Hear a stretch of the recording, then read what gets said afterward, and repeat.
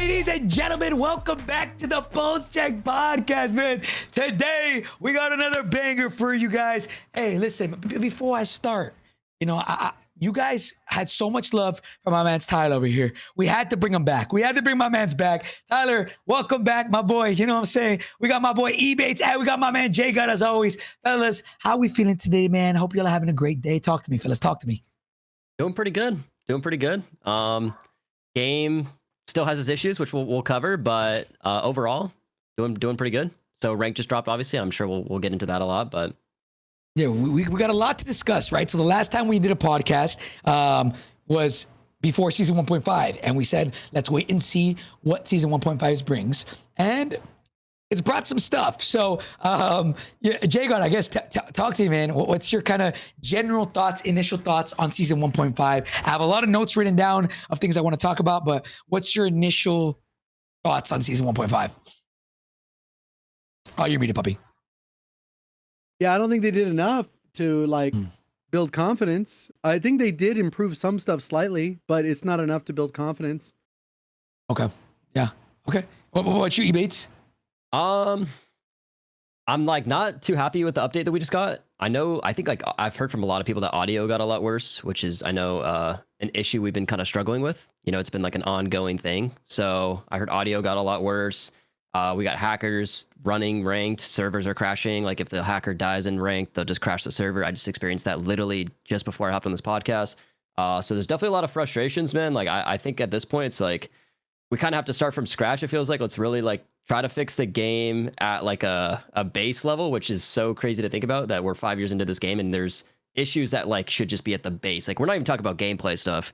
So I don't know. I'm pretty frustrated with kind of where we're at, but hopefully things get better, man. We've been saying it for years. Hopefully things get better. Hopefully things get better. And I don't know. We'll see.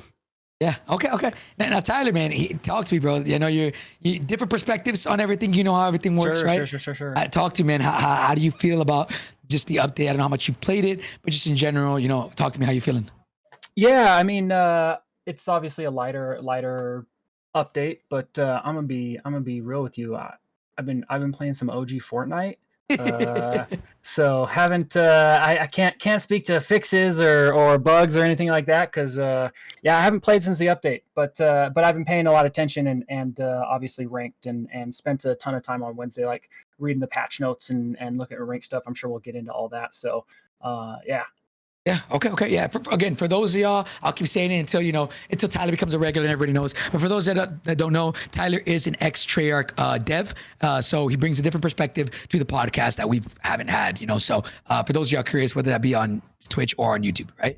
But boys, okay, let's talk about a couple things that they have addressed, and I want you guys to let me know what you guys think, right? And Tyler, if you haven't played, that's okay. Well, more us three will discuss, and you just chat along. I played a little.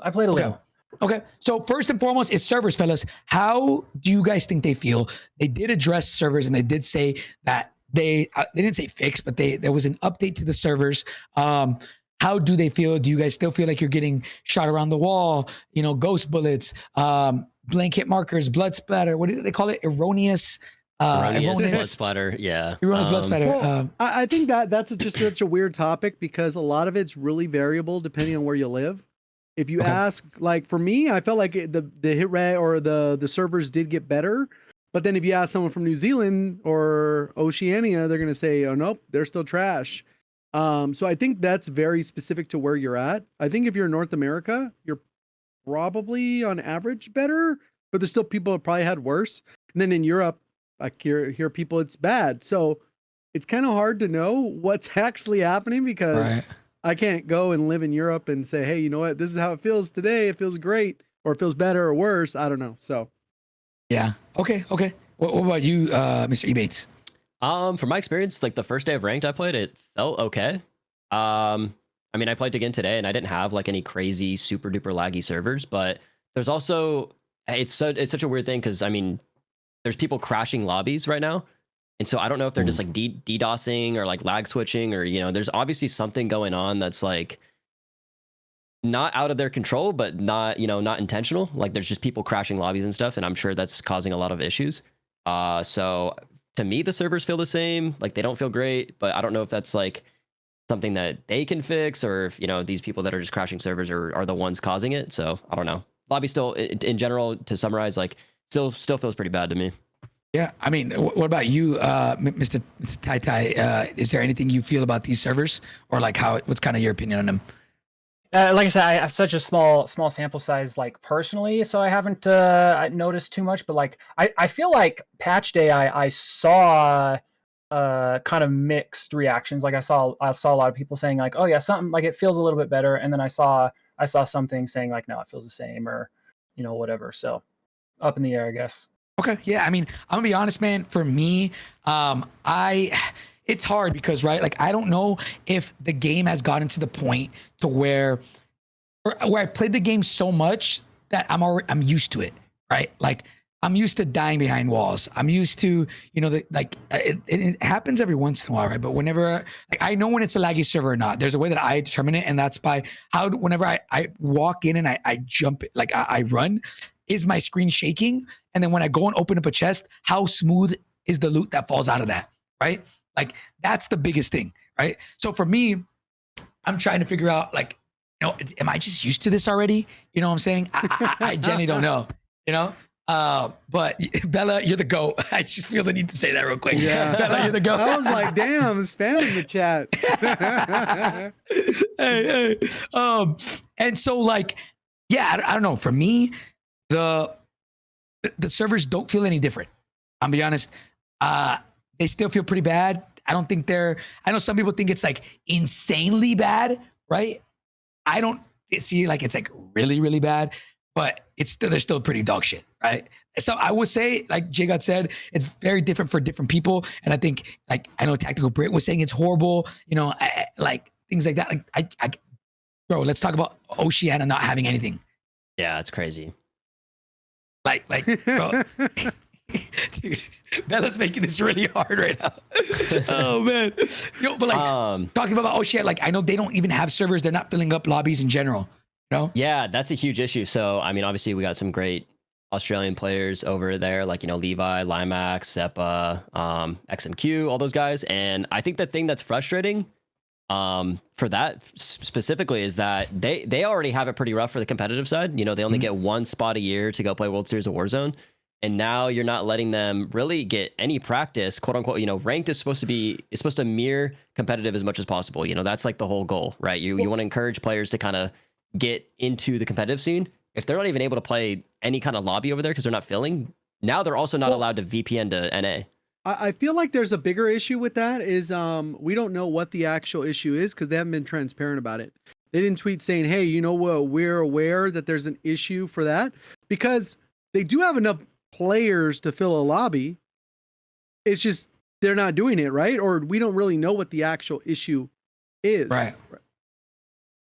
Because technically, if no one can like VPN out of there, that means everyone should be on their servers. Like the lobby should be filling more than ever, but they're not. Yeah. So there's some issue. They're not able to play like at all. I'm be honest. I've missed this one. So like they literally can't even find a ranked match at all. They just can't play. Tweet. I can read this out. So the entire OCE region cannot play Warzone Ranked unless we queue up with somebody who lives in a different region. Activision's new addition, latency threshold, prevents us from using VPNs like exit lag to connect to NA servers to play Ranked, combined with the fact that our player base is not big enough to have our only lobbies. 99% of the OCE players can't play Ranked. Please remove the latency threshold.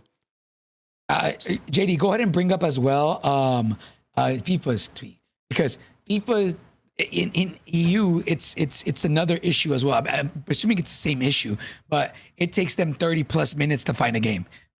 So like, I'm not too sure what's going on. I don't know how. Okay. Yeah. So yeah, talk to me, because I know we will get into ranked, but this does play into the servers. So talk to me, Tyler. No. I actually the what I was going to share it has to do with ranked and not to do with servers specifically. I'm actually curious how many people have been playing ranked. One of the things that kind of made me start thinking is you guys are talking like, hey, these lobbies are actually sweaty. Like already, we're playing in from bronze, silver, gold, like even those games feel super, super sweaty. And so I'm sitting here thinking, I was like, well, I mean, it's obviously possible that like matchmaking is, maybe they were able to tighten it up, or who knows? Like matchmaking is super tricky for BR and 120 players and whatnot. But I'm not gonna lie, I wish I could see how many players have played ranked so far compared to like previous seasons. I think the unlock requirement might be playing a little bit of a role here. I think I know, just stay with me for a second. Stay with me. I know it means nothing to all of you guys, right? And at least half the chat, right? But it's a harder unlocker, or it takes more time for the average player, because you have to get like 30 games, like top 6 in Resurgence or top 15 in BR, which like, again, it doesn't really sound like much to you guys. I haven't played ranked. Do you want to know why I haven't played ranked? Because I don't even have ranked unlocked, right? Like, I remember Diamond Dads that we're talking about. Like, I might not even, like, I'm platinum pops or freaking like bronze bitch over here. You know what I'm saying? Like, you know what I'm saying? So like I haven't even played ranked because I haven't even unlocked it yet. And I promise you that whether half the chat wants to admit it or not, they're probably the same way. And there's a ton of other players that are the same way too. I just think that the unlock requirement might be slowing down these first few days. That's just a guess. I could be wrong, right? I agree. I agree. That makes perfect sense though, because the people that would be bronze, silver, gold, and probably diamond by the end of the season, they may not have had enough time to play by then. And the people that did, obviously, when they're loading up in silver or plat or whatever right now, they're demonic. They're going to be top 250 iridescent. So I'm saying like all of your platinum and below, or really even like some diamond and below, like these players that are the average or even slightly above average and stuff like that. Like these are the players that like we're talking 2 to 6 hours a week that they're playing the game, right? They just might not have it unlocked yet. Yeah, right? I didn't even think about that. Yeah, that's actually, I mean, this is why we brought Tyler on, because he brings another perspective that we may not think of. And this was your bread and butter, right? So like I want to come back to this, because we will talk extensively about rank, because there's so many issues here. In general, servers, for some, they're still pretty bad, right? They're not, I don't think they're fixed yet. And I don't know, the biggest thing I've noticed is just dying around corners or dying behind walls. Like just like what the server sees, right, and what the player sees is different, right? Tyler, I probably have it completely off, but that's the best way to describe it for my dumb brain. You know what I'm saying? I mean, yeah, I'm not gonna pretend to be an expert in that area. Like, I want to be very clear. Like, right, like I was a designer, so like I was in the weeds with designing our ranked and stuff like that. But on the more technical side, like I'll be honest, I'm pretty much on the same level as you guys. Like a lot of that stuff is mysterious to me too. So yeah. Okay. So yeah. Okay. I think we can all agree that servers feel probably better, but still not great. Now the next one, and you guys let me know if this one's even a factor to you. To me, in my opinion, it's a big reason why I think the game feels a lot slower and just like clunky, I guess. But reload speeds, they made pretty much almost every single reload speed from the beginning of the game, or when they came out 2-3 weeks ago, whatever it was, to now have got an increase in reload speed by 10%. A big part of those were done during season 1.5. Now, what are your thoughts on reload speeds, and is it good enough? Because 10%, if a gun takes 3 seconds to reload, and you 10% of that, that's 2.7 seconds, right? From 3 to 2.7, like, come on. Yeah. So JGOD, talk to me. What's your thoughts on it, man? I still think it needs to be a hair faster, or incorporate the faster reload into perks like Gung Ho or Dexterity. Make those more valuable. Obviously, those would be meta options, but Warzone's peak has always had meta perk options. We had Amped back in the day, and that was on when we had the API, that was chosen at like 94%. That's okay. Yeah. Like, it's okay for people to choose all one perk.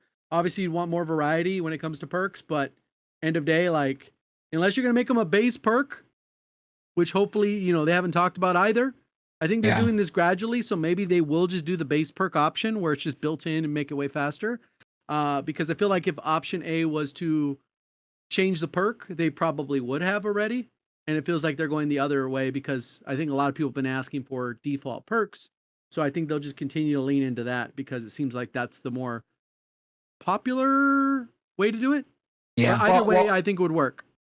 I'll tell you, like from a design perspective, like when you talk about perks, which we obviously talked about perks in Warzone last week, but in a world where we do have perks, something like a 95% pick rate, like that would be viewed as not great design, right? Like that's obviously we don't want that. The idea of a system where you can pick and choose things is to feel like you can pick and choose things, and to like have all options have pros and cons and things that are actually worthwhile. Like if you have something that is being picked 95% of the time, that's not great, right? Yeah. That's where the base perk I think comes in, where like they're solving for it by just giving that to everyone so that they don't have to choose it. Yeah, I'm kind of right there with JGOD. I feel like either just make it faster, or allow people to at least have the option, because I think not having a sleight of hand perk is just really weird for me. I will add to that too, is that there's probably people where the reload isn't an issue right now. Yeah, like for me personally, like I play and I don't really think about the reload speed all that much. I feel like it is better for sure. Yeah. I have a question too. Yeah. Do you guys happen to know your golden age, right? We all like to talk about 2019 or whatever. Do you know, does anyone happen to know off the top of their head like what reload speeds were like then and how it compares to how they are now? That's a JGOD question. We said 2.7 seconds, 3 seconds is what we're looking at now, right? I was just hypothetical. Oh, okay. I have it from my video. I compared it, but I believe that the SMGs are pretty comparable. Okay. So like they're pretty close. But the difference is yeah. But the problem is that the reload penalties are like worse. So for example, if you take the base MP5 from the original game, MW 2019, and you take the C9, their reloads with their base 30 round mag or whatever is comparable. Like they're almost the same. Yeah. Okay. But when you equip a bigger mag, it slows down the reload much more in the BO6 version of the game. Like the penalty's higher, and also the bigger mag also worsens your sprint to fire time and worsens your ADS. So you're getting like 3 penalties instead of like the original game. It was, I believe it's just ADS speed or whatever. Which is interesting because like and you can probably correct me on this one, JGOD, if you happen to know, but like the extended mags are some of the only attachments that even have negatives in BO6. Like which is interesting that it's not like they just have the one, but they have multiple negatives. So it's like it feels quite a bit different than the rest. And they vary. So for example, like on the Jackal, use the base version and you get the 30 bullets or whatever. If you do the fast mag, you'll get a faster sprint out time, faster ADS, faster reload. But then if you do the extended mag 1, you get a slower ADS, but not a slower sprint out time and the bigger mag. But then if you go the all in and get the biggest mag, well, now you got all 3 of the penalties. So it's like varying degrees of penalty versus it should just be like ADS slower and then ADS even slower if they're going to do it that way. But the sprint out times, then now you got to offset it by going, well, now it's bad enough where I have to run this specific rear grip to offset that one. And it's like, well, now that I got to run that grip, now I got to focus on recoil with my other attachment. So it's kind of like narrowing you down to what choices you have to have. Well, it's interesting because it kind of like where, and I want to be very clear, like I'm not saying that this was the exact discussion that was had or anything like that, but it just it kind of what we were talking about with perks. Like if something is being chosen 95% of the time, like that's not a super interesting design, right? Well, extended mags are probably chosen 100% of the time. 100% of the time in Warzone, right? And we're talking specifically in Warzone, right? Like the choices are more interesting. The only exception for mags. is solos. Sometimes people will opt out to not get extended mags. Yes. Yeah. What I was saying with that one is like, we could be looking at it and going like, well, do we want to make that choice more interesting for the extended mags because it's a 99% pick rate? So it's like, I'm not saying again that's 100% what the conversation was and why there's negatives on it, but it's just something to think about. Like maybe that's kind of what they're trying to do. I think you get into the conversation, it's like, does that just feel bad though? Right, which is the other aspect and makes these conversations super difficult. It's like, it's being chosen 99% of the time, but like if we try to make it more interesting, does it also just make it feel really, really bad? And like that's why it's Yeah. you know. That's what I was gonna ask you. Is like okay, whenever you have stuff like that, you're trying to make good game design choices, right? Like even Yeah. perks, right? But where do you draw the line between trying to have good game design and then at the expense of making your game feel bad? So for example, like this right now, having big mags, it's like that's just Warzone. That's just Warzone, right? Like you dead ass, like you need bigger mags in Warzone. This is not multiplayer, right? Like so adding a penalty to something that you technically have to have. Why is there a trade-off there? You know, I think there's also like a devil's advocate on the opposite side, like of simplifying the game to make it like remove that choice in a sense where it's just simplified. So for example, everyone knows what the Kilo build was or the M4 build was or the Grau or whatever the hell build we had back in the day because we used monolithic suppressor, biggest barrel, extended mag, commando foregrip, BOK. That's literally the class setup. And like you're saying, well, everyone's choosing that. On the opposite, well, nobody has to think about choosing what they're going to do. They just do it and they know it's the right thing. They're not at a competitive disadvantage for not knowing the nuances of every attachment. They don't have to worry about leveling or unlocking something random. They know that this is the attachment they need and that's it. And I think there's a part of that incredibly simplifies it in a good way. But then there's also the other part where then there's not a choice. And there are people that complain about this, that when I talk to in person, they're like, well, it felt like back in the day, you could make the M4 into a close range option and then you could do this.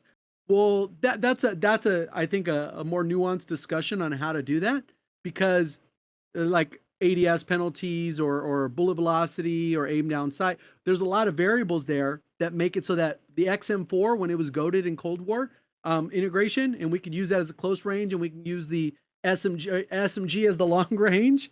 I think that was kind of like maybe a happy accident, but I do like the simplicity of being able to just go, these are the attachments and everyone's okay with those. Yep. But I do understand the other part where it's like, well, there should be some kind of choice too. So it's kind of hard. I know it's hard. I think another thing too is, is just like the reality is like there will always be a meta as well, right? And like you can only design against that so much. You only even want to try to design for that so much, and like there's always going to be a meta, and like there's always going to be correct picks for people that are trying to optimize, right? And so it's another one of those trying to just kind of decide what is more important, right? Yeah. I mean, look, man. Go. No, I really like what JGOD, like that point he was making. I just think, like, for me, less is more. And I think getting back to just like simplicity would be a great thing for Warzones, especially just so we can kind of get back to our roots a little bit and then build from there. I just think like Warzone 2 especially, I mean, I hate to bring it up, but like we had like 70 different scopes that like, I mean, I guarantee you people probably use 5 of those, like 70 different scopes that we had. So I just feel like it's just a waste of resources. And also I just think less is more. You could just give people, the meta attachments or whatever. Well, so they did that though this year, right? Like we moved away from 80,000 attachments, and it's way more simplified. It's a lot better. Yeah, 100%. I like these a lot better. I like this system a lot better. 100%. One thing I will say though is one reason we used the commando foregrip was because it helped with the visual recoil. Like I don't think we talk about it as much, but the guns, if you don't use that, they do move a lot more, and that's why everyone leaned towards that and then gravitated towards that. And I believe like a year after everyone was already using that, I think True Game Data, I think he did a video doing the comparison of really showing the visual difference of how important that attachment was. So it's like almost like the commando foregrip maybe did more to than what we think. Solving the visual recoil difference than we think, It's if you go to probably fire the M4 without commando foregrip, you'll be like, oh, what the hell? I don't remember it looking like this. And it'll probably be, that's a part of it too, I think. So like honestly, bro, like think about it like this. The visual recoil, all that stuff, right? Like we know that there's going to be a change, right? Treyach tweeted that there will be a reduction, right? Thoughts right now, and let me know what you guys think. And Raven doubled down saying we'll do that. Yeah, that's part of our update too. Yeah, so like, okay, what is your guys' opinion on this, right? What if they reduce it, right, by default, right? Which that's what they're going to do, right? Right now, dexterity doesn't really do shit. It doesn't feel like it does anything. Why not? And right now, dexterity in general, even when it comes to like preventing fall damage, it's pretty bad, like really bad. So why not make dexterity eliminate it completely as a perk? Because I remember, I think, I don't know if we said this last week, but I think his name is Matt, right, Tyler? That when he tweeted out, like if people really, Treyach. yeah, he said if they really don't like it, they can use a perk. Well, right now it doesn't really do much in Warzone. Maybe it's different in multiplayer, but in Warzone, like the reduction is not worth it at all. Like you can barely notice it. So what if, and hear me out, let me know if you guys like this idea. If by default they reduce it across the board, picture like a default perk, everybody has decreased visual recoil, weapon bob and sway, and then if they want to not go to the full end of the stick and just do it like Modern Warfare 2019, why not make it to where dexterity eliminates it completely? What do you guys think? Is that, Tyler, is that good game design? Or yeah. Yeah, I was gonna say that my immediate reaction is that it gets us back into the conversation we had before, where like that's just a 100% pick rate thing. So like that's really not that interesting, right? Because it just becomes a 100% thing. So yeah. Here's what I think they should do. They should honestly just make a default perk, turn that dexterity perk, and just make it the OG Mountaineer. They should just go back to the OG Mountaineer and then make guns not jump at all. Dexterity was basically supposed to be 2 perks. It was supposed to be primed, which no one really used, except for a handful of scenarios if you were going to do a hip fire build, because when you jump, the hip fire spread didn't spread. So that was way dexterity was supposed to be with this movement, but it just doesn't work in function. It's like the ultimate nerf version of primed, just the same way it's the ultimate nerfed version of Mountaineer. Here's my take. I think we're being a little too gentle with this. Like, I think genuinely the bob and sway, it just needs to be removed. The scope shaking, it's horrible for the game. It's terrible for experience. I don't enjoy it as a player. I'm sure 99% of people don't enjoy it when their stun is jiggling in front of their face. They're trying to shoot somebody. The weapon smoke, obviously they got rid of. Like, there's just visual stuff that like people just don't enjoy. We play a video game. So like, in my opinion, just get rid of it. Make it default, and then make the dexterity perk currently go back to the OG Mountaineer. And I think people would be like, oh my God, Mountaineer's back, and we don't have scopes jiggling in my face. Like, I think people would enjoy it. It would be great. So I have a question for Tyler here, right? Obviously, it does seem like every year this decision is based off whatever the multiplayer game is, right? So based on, we saw Modern Warfare 2, we saw Modern Warfare 3, and now we have Treyach, right? Treyach has said that that's there for a purpose, right? Is there a way, and as you kind of know, right? Like right now, that's Treyach's decision to make that visual recoil weapon swab, a weapon bob and sway, sorry. And now, do you think that, like, is there somewhere there where Warzone can be different than multiplayer? Or it does seem like right now, if you change it in multiplayer or you change it in Warzone, it's got to change for multiplayer too, right? Like, and that's what it feels like it's been for the last 3 years, right? So like, I understand it's different in multiplayer. Maybe you do need that visual recall, right? Yeah. Actually, I think that was the first thing I was going to say is everyone here is more Warzone focused, but like I'm pretty sure that MP folks aren't really a fan of all that as well. Like if you talk to CDL guys and those players and stuff like that. So I don't know that this is really one of the examples of things where it's like it would be super beneficial to be able to like differentiate and do something different between like the MP and Warzone side. There's obviously plenty of examples of that we've talked about before. This one feels like maybe it could be. Obviously, the longer range nature of Warzone makes the visual recoil like even worse. So maybe I'm wrong, and this is one of those areas that could feel different. This one is a tricky one. I want to be clear. So like this wasn't like I didn't do like weapon design and stuff like that. So this wasn't something that I like worked directly on. So I'm almost speaking from kind of a player myself and with like a little bit of design perspective. But it's one of those things where it's like I don't know that the majority of players really notice a huge difference here, which is why I'm like, is this specifically is this specifically for like the higher end players, the top 25, top 30, % of players or even more, like maybe the top 10% of players or whatever. And to try to like, I don't know, whatever the sort of goal is there. 'Cause like, I'll even use myself, right? Like, you know, before I got into like game design, right? Which during MW 2019, like I was, what was I doing during 2019? Dude, I was like working in IT. I was finishing my undergrad. Like, you know, I was not doing game design stuff yet. And like, I was just playing as a player, but like, I probably didn't even notice that there was no like visual recoil. And then I played Cold War the next year and it, you know, probably didn't, it's just something that I wouldn't have even noticed, right? As a super average player. And so it's one of those things where it's like, what is this really for if like it's only really noticed a ton by like higher end players? And it seems that the sentiment there is that they don't really like it, you know? So do you think it should be in the game or shouldn't? Like based on that, like, because if it only affects the top percent, is it there for a purpose, right? Like, is it there? Right. Is it doing its job as like, you know, from what we've seen that their opinions on it are? Right. I mean, I'll be honest. Like, if it were up to me, which obviously it's not, nor was it ever up to me, I don't see a great purpose for it because, like, I just like when my gun shoots where I'm pointing my gun. You know what I'm saying? Right, like, I prefer to see where I'm shooting. So like, I don't know. Yeah. I wish that they would talk about this one specifically. Did Matt say anything about it? Did they say anything about the visual recoil other than like the bullet point? It was just a bullet point, and they didn't talk about it. They just said they're going to reduce it. JD, can you bring up that tweet? So they've not like, because I know, like, you know, they explained, you know, why the crouching and proning speeds, and they talked about like the adverse effects with the snaking and animation stuff, and like there's clearly unintended effects there. But like, did they talk about the reason for the visual recoil? I wish I would have asked about this, or if I did, I don't remember. Because it's an interesting one. It's one of those ones where like.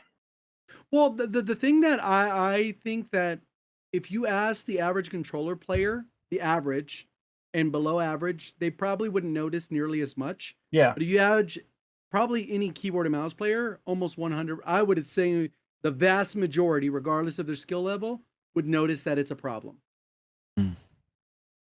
Yeah, maybe. Yeah, I mean, I played on keyboard and mouse, right? Like before I only started playing on controller earlier this year, right? Like I had been a keyboard and mouse player for quite a few years. They didn't really introduce it until MW2. Like truly introduce it, because like in Cold War and Vanguard, they still had like no recoil, like visual recoil. Yeah. Relative. I don't know. That's it. I'm curious to see their opinion on it because, like, I would love to as well. Yeah. Again, it's one of those things where it should. I feel like it shouldn't be in the game, and it really does. I guess maybe it's different from you. You have a different perspective just because you were keyboard and mouse and you didn't notice it. But all I ever hear from keyboard and mouse players is like, bro, I can't even shoot. I can't even see where I'm shooting. Like, again, it's easier for controller players because we got aim assist, right? Like, I'm gonna be honest, we don't even got to see where we're shooting for us to hit our target. Like keyboard and mouse players do. You know, so that's why I switched, right? Like that's why that I switched from keyboard and mouse to controller. For COD is the only game I play on controller. Like in terms of FPS or like Fortnite, I play on keyboard and mouse. Like the 3 times I've played Apex, I'll play on keyboard and mouse. Like, yeah, okay. Well, look, I hope that change hasn't been implemented yet. I hope that comes this week. That I don't know. We'll see. I don't know what they mean by yeah, it's by Treyach, JD. Treyach tweeted out. Tyler, Raven retweeted it, yeah. And Raven retweeted it, yeah. Tyler, how long would something like that take? Is that something that like would takes a long time to make happen, or is that something that's pretty like you go into the system, change some values, and then put the update? I don't want to speak definitively on that one because again, like I never touched weapons and that stuff. So I would guess if they tweeted about it, that it'll be soon-ish. Okay. I don't know what soon mean. Like soon could be like, I mean, again, we are going into like holidays and stuff like that. So like they don't want to rush something out, right? But generally they just stay quiet unless they know something's like soon. Oh, 100%. Come on. Like we know the COD audience, guys. Like we're not, they're not going to say something unless they're pretty sure. It's all January 14th. Like what? Here it is. So they said, in regards to Warzone, the following will apply to Black Ops 6 weapons. 4 removal. Wait, Oh my God. Idle Sway. Yeah, relax. just Relax. snipers. I was like, wait, hold on. When did I hear that? Forward move of idle sway at the start of ADS on sniper rifles, and then a reduction to visual recoil, sway, and bob. And so, again, this is where I get really scared Reductions. because reduction, like the Yep. word reduction, this can mean 1%. Just Or say this could remove. be- What was it? 99. Was there actually 0% of like visual recoil sway, but like was it No, there was completely some. zero There in was some. MW 2019? Yeah, right? there was some. No, yeah, that's what I was talking about with the It was just commando minimal. foregrip. Yeah. Yeah, It's just like, oh my God. It's just so frustrating because it was so much cleaner. Like if you go back and watch like some Verdansk videos, and obviously like, you know, that's why I told you guys to download it so you could see. leave the nostalgia stuff out of it. It's genuinely such a smoother experience. And that's why I think everyone's frustrated because we're 5 years in now. And it's like, hey, we had these really great things that made the game great. It was simple. It was easy. There was not all this extra little tech, you know, all these different, you know, we're getting into like all these AI audio and all this new lighting. You know, when you go outside, it takes time for your eyes to adjust to this, like all this new shit that's like just not simplified. I just feel like that's where the common or like the general like consumer gets really frustrated. Well, 'Cause I it's like- think part of the problem with that, what you're talking about, is there's certain things that do apply to the game as a whole, Right. where maybe, like, for example, they go, okay, well, IW10 engine or whatever the hell they're on. When we change the audio for campaign to make it just sound amazing, when you go Yeah. play the campaign, it's going to be the best thing you've ever heard. And they're Right. like, well, that shit doesn't really work for multi, and that doesn't work Yeah. for Warzone. No, the audio for campaign is amazing. So I guess that's what So I'm it's trying. kind Yeah. of like a problem with that they'd have to figure out. I don't know if that's how that works, but I think a Yeah. lot of stuff, it ends up happening where they have to tune stuff. So for example, when one of the biggest noticeable things from like studio to studio was the spawns. MW 2019 had one of the worst spawn systems. When they implemented the Cold War stuff, they were fine because they were still on the Treyach engine. It wasn't the IW whatever. Then when we went to Vanguard, they had terrible spawns because they essentially had to start over from scratch based off 2019. It's not like they could carry over their World War II spawns that they've been working on for a decade, essentially, over. So I think that creates some issues where the new audio upgrade or the new lighting, whatever, they basically have to redo everything. And it's like, oh, cool, it worked. And then they put it into live and it's like, oh, now it's broken. Like, what happened? You know? So Yeah. it's I don't know. kind of silly. Just to like kind of clarify, like, yeah, I just think less is more in my opinion, especially for like Warzone. Like we talked about the gun smoke on guns, you know, like, Yep. I don't know, like certain, when frags blow up now, there's like this giant like cloud smoke. It's like, I don't know, just visually, the game just doesn't look great. And I think that's what's so frustrating because it's very realistic, but it's not practical for a video game. It's just not practical. Yep. Well, okay, it's an interesting conversation because like when you say it's not like, you got to keep in mind like we're coming from like a very specific perspective of games. Like I promise you, like there are players that think the over the top effects and the smoke effects and all these things, like they do think those things are cool, right? Yeah. I'm not saying that makes them, you know, the right decision for like the broader audience, but like it's not a black and white kind of No, for sure. situation. There's obviously you know what I'm things that are saying? like, you know, you don't want to make it like cartoony. Like this isn't Fortnite. Like I get it, but there are Yeah. things that do ruin the experience, in my opinion. Yeah, I wish I had a clip of it, bro. I was in the gulag and I was shooting my gun at somebody, and literally, bro, I realized halfway during the gunfight, I was like, bro, what am I even shooting at? Like, I literally couldn't see. There was so much smoke and like hit markers in my face. I'm like, bro, where did he go? Like, I don't know what I'm shooting at, right? And it's just like, I don't That's why you remember gotta that ever run being an issue. Tracker. Obviously, it's Yeah. the gulag. The That's why gulag. but that's why Tracker's so popular, is because of it basically pings the enemy for you, and You just it is like a aim it. band-aid to the solving of the that's audio. again of the, another not audio, issue. but visual. Why do we need live pings and combat scout in order to be able to see somebody clearly? That is such a big issue. You just I'm- don't. You're just a hater of the perk. The perk's good. bro. No, the I perk agree is- with is him. too I agree good. with him. The perk is way too good. It's a real problem because people rely on it so much. Like that's what I'm talking live about. pings It's are like, cheesy, dude. Live pings? Live pings are cheesy. there's times where because I use like on my controller, like this back right button right here is live ping. So every time I'm shooting somebody, I'm you live have a pinging them. dedicated button to live Yes, pinging. yes. But it's a problem. No, it's a problem because sometimes I'm shooting people. That's how he's much still it's a gonna problem. he's still gonna use it, That's right? how crazy Like, I'm obviously. bro. I changed my whole ass controller to have a button just for live pinging. That's an issue. That's the problem. Like I literally said, hey, Sometimes that'll be I can only So- see people sometimes because I live So ping the them. casual that You guys are doesn't have the tryhards, extra dude. button. This is all you need right here, guys. Base There it is. PS5 controller. Why are you guys Bro. using So- anything else? You So the freaking casual that tryhards. doesn't have that controller, you want to remove their only option to compete with you. I see how it is. You don't want to even, you don't want to even playing field, huh, Ebatez? We see how it is. I'm saying Bro. I think it's OP for us. Like I'm saying it shouldn't be that OP. It's OP for us. We abuse it. We're the ones that abuse it. Yeah, like it's like aim assist. Like I think aim assist shouldn't be that broken. Like obviously it helps like the casual audience, right? Bro, I'm trying to help the We're diamond guys right now, digressing. man. We're digressing, bro. We're digressing. Yeah. Anyways, look, visual recoil, visual clutter, visual noise, all that shit was introduced in Warzone 2, and it feels like it hasn't gone away, and it sucks.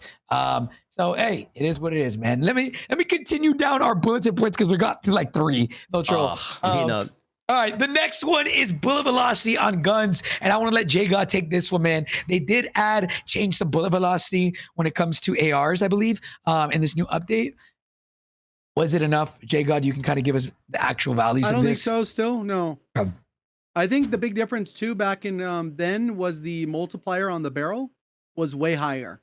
Oh, So it wasn't just the base bullet velocity. The base bullet velocity is probably right around what we had before, but the barrel did more. So when we put on the longest barrel or whatever, that gave you the biggest, most range bullet velocity. It was an all-in-one. It actually gave you more bullet velocity. But I think the thing is that it's kind of like instead of making the long range options all good, like sniping good, one shot, good velocity, and maybe a good way to challenge them with low visual recoil, high bullet velocity rifles, you make it so that like they're both kind of whack, right? Like if you want a one-shot snipe, you have to have relatively bad bullet velocity, and then with the rifles, like you end up feeling like you have worse bullet registration on top of the servers. I just think it should just be still higher for both. okay. Like Yeah, in general, both like the snipers and then LMG, AR, whatever. I think SMGs, it doesn't really matter. I think those are fine. I mean, dude, again, it's like I don't know. I understand, Tyler. Like the whole dev part of this is like if they nerf or like whenever they nerf things, they nerf it to the ground because they're broken. But if they buff things, if they buff it too much, then like you make things overpowered, and then what if people like it, and then you revert it back more? Then they're like, oh, why did you give us something and then take it away from us, right? Like, but like for this, when they buffed velocity, why don't they just like buff it, like actually buff it? You know? The other part too I have on that is like we had 3 years of Warzone where the bullet velocities were good and the snipers were good. And although people would complain about the Car 98, you never felt like the way it is now, it's just like the sniping is so good compared, even though the sniping is bad. Like, I don't know. It's kind of weird. I don't know if that made sense, but you know what? I think you know what I mean. Well, I think the positive thing about this though is that like this is like we know that they can tune weapons like separately for Warzone, like not talking about the visual stuff, but like the numbers, like the bullet velocity and the damage, and like things can be different for Warzone, and then they've done that in the past, and so like you know maybe this is one area that hopefully they are looking at. If not, then obviously you know there's feedback on it, and so hopefully they can to look at it. Yeah. My biggest thing is I just want them to stop doing these little minimal like buffs. Well, like, that when it probably won't comes- happen though. Yeah, I don't think it ever gonna happen. But it's like I think you gave the reason for it, right? Like yeah, buffing things. Whenever you say, "Hey, here's a buff," everyone's gonna go try it and use it, right? And then if it's just like if it was, you know, buffed to the heavens and it's just like super OP, well then like they're just gonna have to nerf it. And like you said, that's a cycle that's not great. So you kind of have to buff conservatively. yeah. Like I get that same thing when it comes to the fucking stims, right? Like They people ended love up them too reverting much. it back to the original though. Not original. They were It's it up was to somewhere in 3 the middle. seconds again. Yeah, but the speed at which it was, speed, it's yeah. yeah. Well, so the like, speed I think was broken actually though. Like that was actually. So Yeah. that's a perfect example of like Yeah. give us something crazy, and then when you take it away from us, we're all fucking pissed. because like technically that wasn't intended, right? So I get why they do it, but when it comes to things like reload speed, at least for me, I mean, Ebatez said he doesn't notice it. I personally think reload speeds and even velocity, like bro, like I'm literally like, oh, I gotta spend 5 business days reloading. I personally think it's a big issue. Maybe other people don't think so. I think it is. But do you see right here why that is, like from a design perspective? Like, how do you make that decision? Because even in the 4 of us here don't all agree, right? And so then you think about the entire COD player base. Then you think about like even in the design room, like it's not like every designer at Treyarch and Raven and IW. It's not like everyone agrees. Like we have these same exact discussions, right? You know, in at the office, you know, talking and debating these same things, right? Like design here, like it's not like design is an objective thing. Like it's all pretty subjective, right? And so like at the end of the day, it's people making decisions, and obviously they're making decisions that they're hoping are for the best, you know, healthy game. Which obviously I don't flame you for that. I'm just saying that that's what the goal is, right? Like we can't even agree in here. So like, you know, that's what I'm saying. It's a nuanced conversation. Yeah. No, I get it. I just, again, my opinion. I think, shit's ass. I think the frustration is that we've always had a sleight of hand option. So it's like, I think people should just have the option. If you want to use sleight of hand, you're gonna have to use it as a perk or an attachment or whatever. So I don't know. People will say just use the smaller mag. It's fast. And I was like, bro, are you serious? It's silly. So, Yeah, it's silly. so, yeah, man. So, okay, now let's move on to a different topic. That's kind of season 1.5. Let's talk about the one thing that they actually added to the game. And this is, you know, everybody's been waiting for this. Ranked. How we feeling about ranked? There's a lot of things to discuss here. We're going to get to the cheaters. For those of you on the chat, I see a bunch of shadow ban. We're getting to it. Trust. Just let us go down our bulletin points, all right? Cheaters suck. Next conversation, right? So, okay. Ranked, first and foremost, do we like the kill SR cap? That's a big one. I've seen a lot of controversy. Ty, go ahead, man. Talk to me. This is your goal, your bread and butter here, man. Let me talk. Okay. No, I have a lot of opinions. I talked about it a lot on Wednesday. But at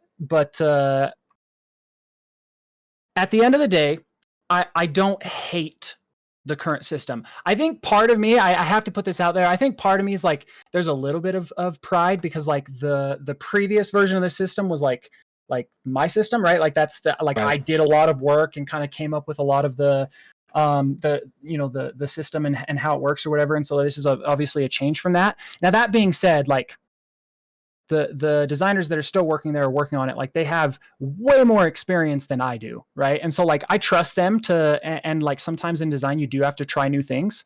Right. So I definitely think that there is some cool things about the new system. The elimination, like the SR elimination cap, it's not like that's new to COD, but it's not new to BR ranked systems. Like other games have that. Right. And so I don't blame them for trying it. I think one of the benefits is that like balance wise, that's a really good tool that they can use to try to balance the not only like balance progression. You tell me if I'm wrong, but like progression is a lot slower. Like people are making their way through the ranks way slower than they were before, right? Way slower. And that's probably totally intentional, right? But because here's the thing, like it's only going to slow down the top end, right? It's not going to slow down bronze, silver, gold, platinum, diamond players. It's not slowing them at all. They're not hitting that cap, right? So they're progressing the same as they were before. So it's definitely a really, really like effective tool for balancing and kind of controlling the rate of progression and whatnot. I just my one concern with it is it fun, right? Like that's kind of the one thing that I keep coming back to is like I don't know how fun that is for iridescent and top 250 players. So I totally get the benefits of it. I'm curious what you guys think. Yeah. I think it's fine with it for a couple different reasons. One, well, I don't know about the fun aspect. Well, I guess we'll have to see that. Ranked is not personally for me, so that part doesn't matter. I just look at it from like an overview look at it. I feel like the reality is that, like you said, it will only impact the top end players. I've talked to people. If you queue up with random people, your teammates will never hit that kill cap. So that's the vast majority of players aren't hitting that. They're not even hitting the cap. So that's one. And then two, I think towards the top end, kind of already what the expectations are, that you don't have to go taps to min max those. You're going to hit the 15 probably eliminations organically. And then whenever you do, let's play for the win, get our 100 points, you get your minus 150, you go net positive 100 SR. You're not going to have wild swings, I don't think. And then only having a 150 penalty is not going to be as demoralizing. If you load in and die off rip, losing 150 versus losing 285 is crazy difference. Yeah. So I think there's a lot of variables there. And I think that cap is specifically for the top end. Because of the other part. So, and the other part where he mentioned where people haven't had a chance to hit the 30 matches or whatever, the requirement. I think once that gets tuned out, I think it'll dial in and work itself out once the bronze people actually get to play. Like the real bronze, silver, gold, whatever people actually get to play the game. Yeah, I'll let you know. Yeah. Okay. So like, okay. So here's a question of mine then, right? Like, if they want to slow it down to make it to where people can't hit it that fast, it sucks. Like, well, I also add one other thing. The slower part is the biggest difference, I think, is not even the kill cap. It's how long a match lasts relative to a resurgence match, where it could last 11 minutes. Now you're lasting 27, 26, 25 minutes. It's double the time. So it was before you could get 2 wins. That's 100 SR, 100 SR of wins. That's 200 SR plus like whatever kills you get.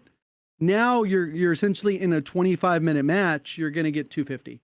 Yeah, but it was slower. It's slower compared to Warzone Ranked from 2023, 20. I don't even remember how fast people progressed back then. It's definitely slower because again, it was uncapped. We had people like when bronze, silver, gold games, when there's like virtually no deployment fee for all you guys like top 250 players and stuff like that.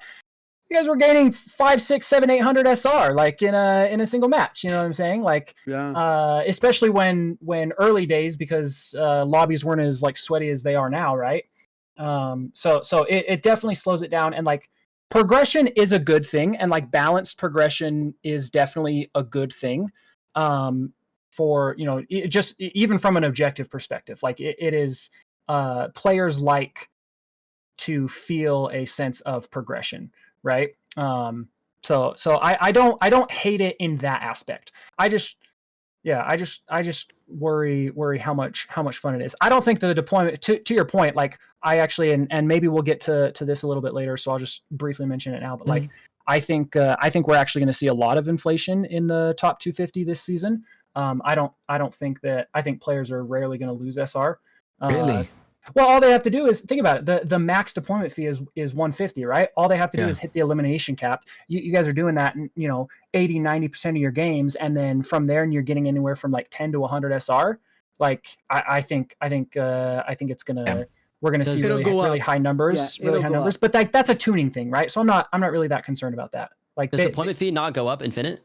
No, it stops at 150. Because okay, yeah, that was gonna be my question, because I was like, eventually people would not be going up because of the cap, but that makes a lot of sense.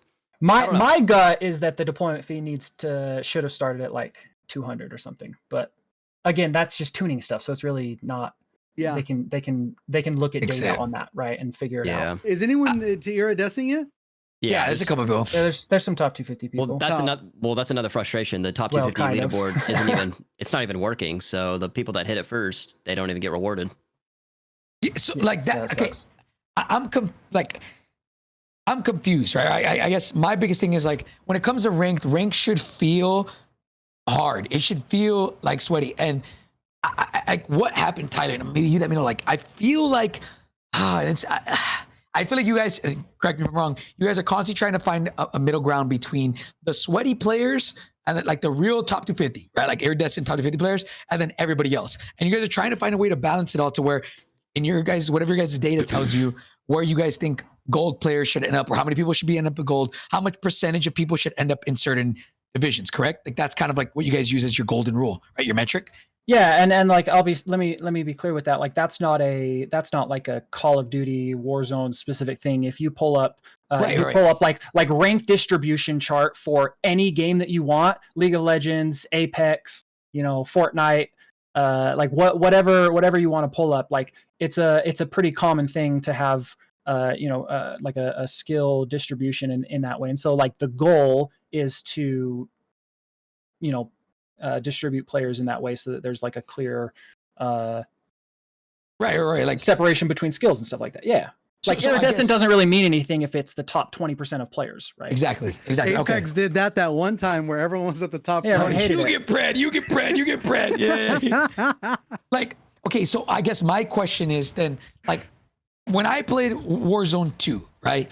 That game was shit, I'll be honest. But the only fun I had on that game was playing ranked. And the most fun I had was, I think, in the first 2 seasons of ranked, because it was genuinely season 2. It was the second season specifically. I remember having conversations with you. It was so good.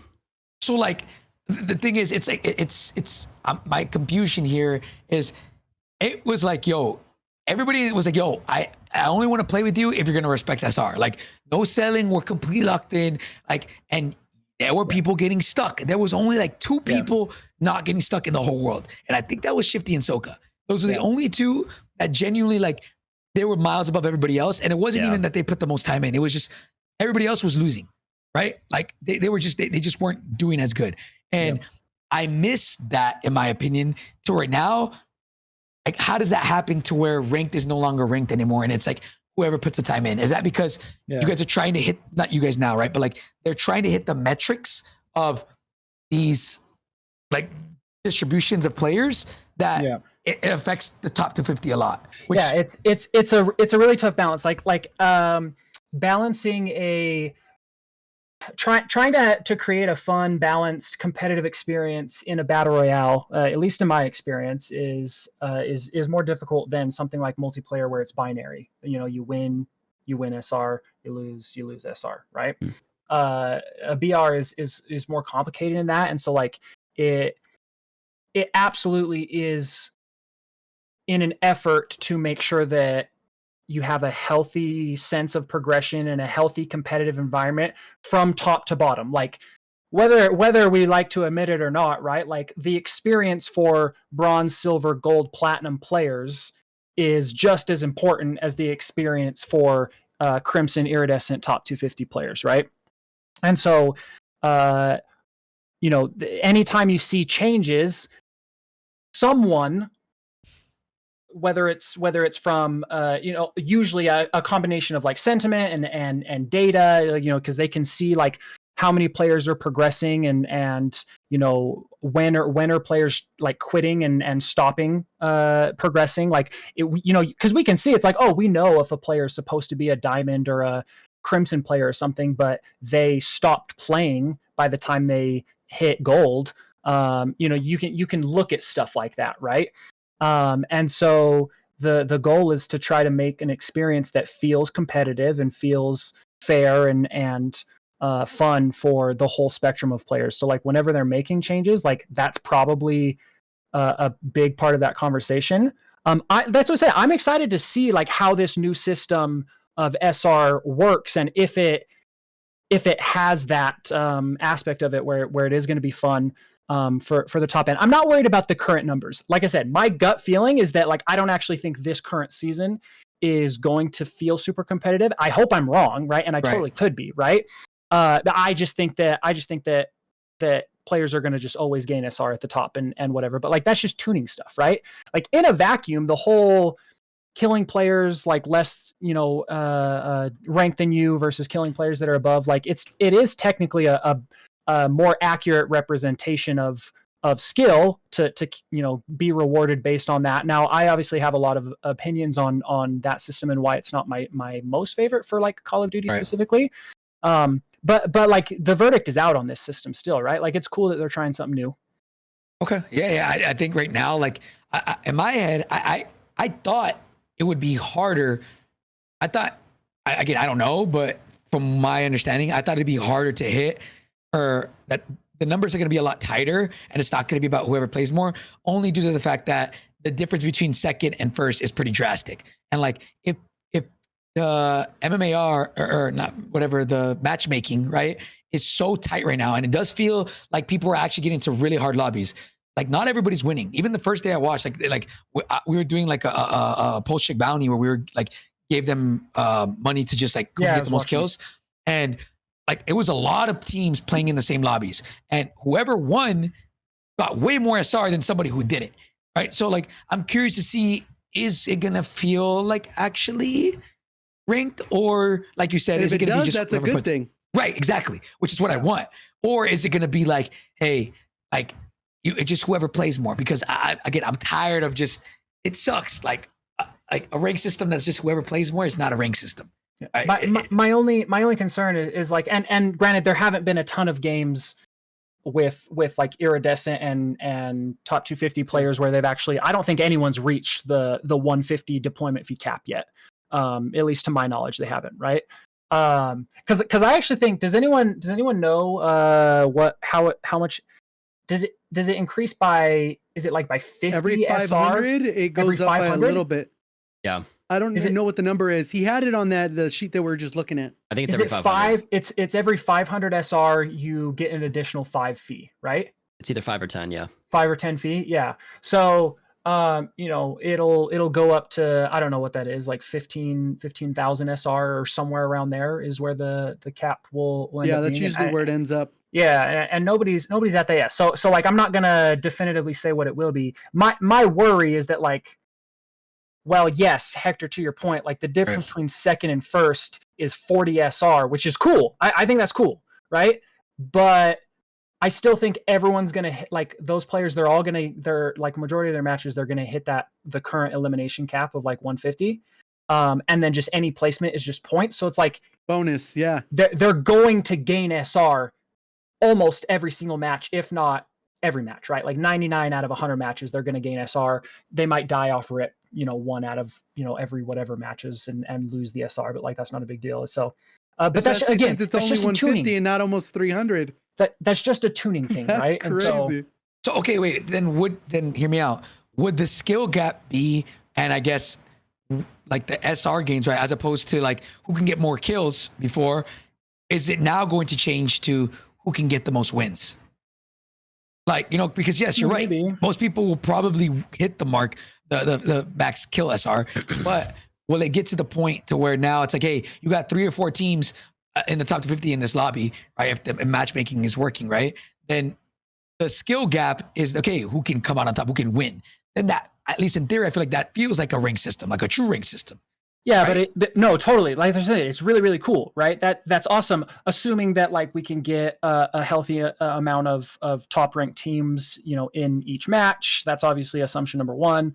But then like assumption number 2 is that those players are all playing the same amount, right? Or at least relatively the same amount, because again, if no one is hardly ever losing SR, a team might jump on and they win 9 out of their 10 games for the day, but you have another team that played 20 games today and they only won 5, but like they're getting top 10 and top 5 in the rest. Well, like they're probably coming out on top of the team the that net positive won. Yeah, you know what I'm saying? Because like they are playing more, because again, no one's really losing SR, at least for this initial season.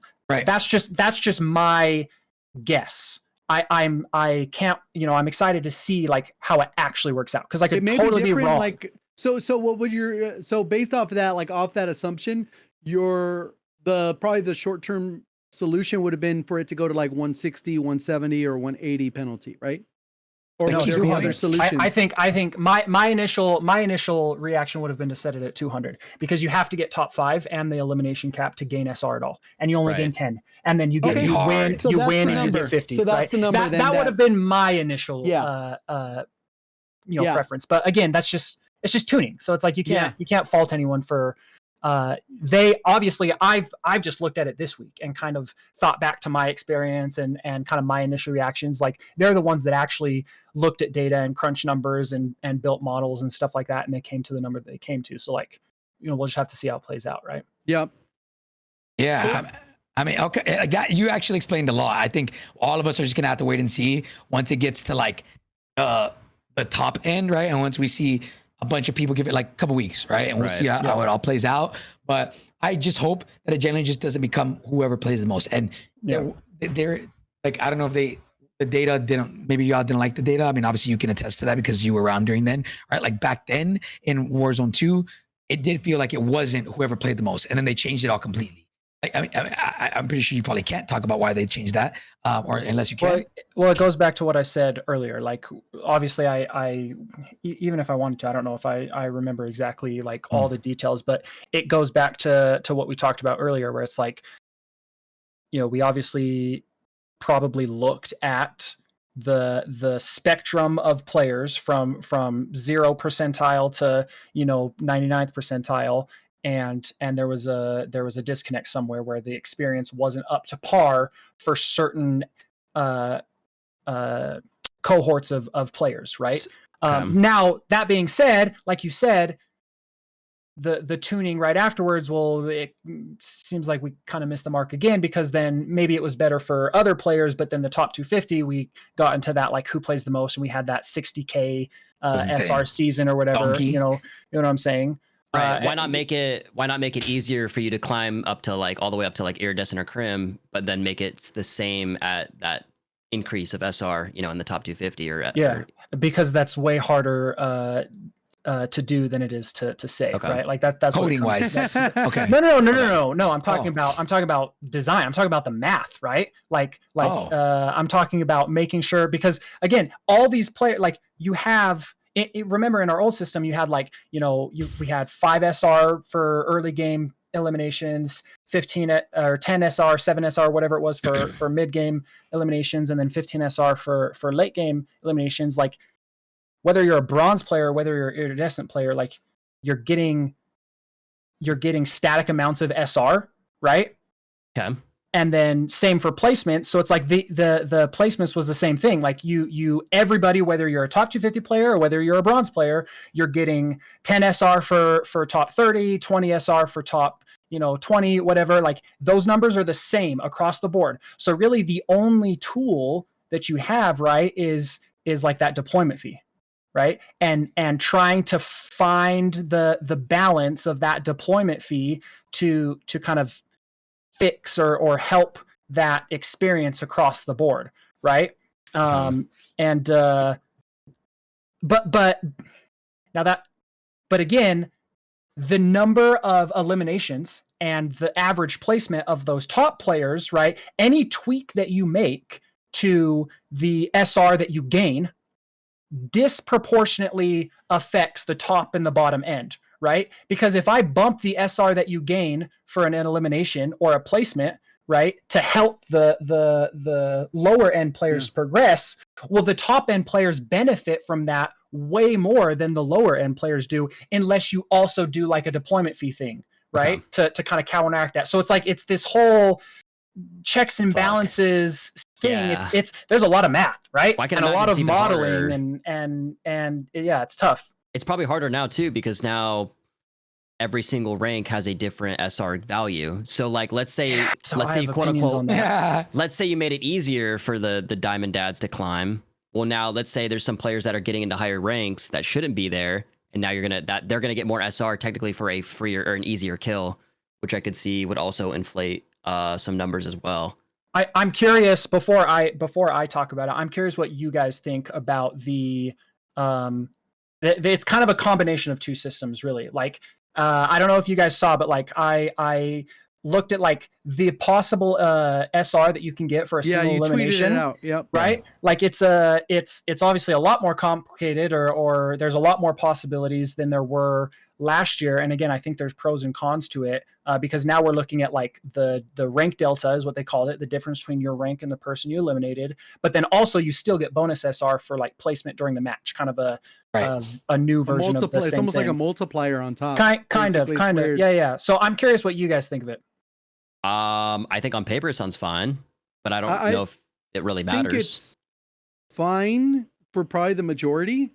But like, let's say a weird case where it's held back by the elimination cap, because you're still going to be capped at the 150. So for example, like let's say Biffle, he jumps on. I don't think he's played ranked yet. and he goes and he starts as bronze and he's playing with a couple prims or iridescents, the vast majority of people in his lobby are going to be 3 ranks ahead of him, 4 or 5 ranks ahead of him. So he might get like 7 kills and he's max eliminations. And then basically it caps his like it's almost like intended to be like a catch up for people that at least one benefit of it is it could serve as a catch up to people who maybe start the season late. But with the SR elimination, but he's an outlier too. So it's like an example of where he would probably get 20 kills. So realistically, he could have like 500 points plus the win.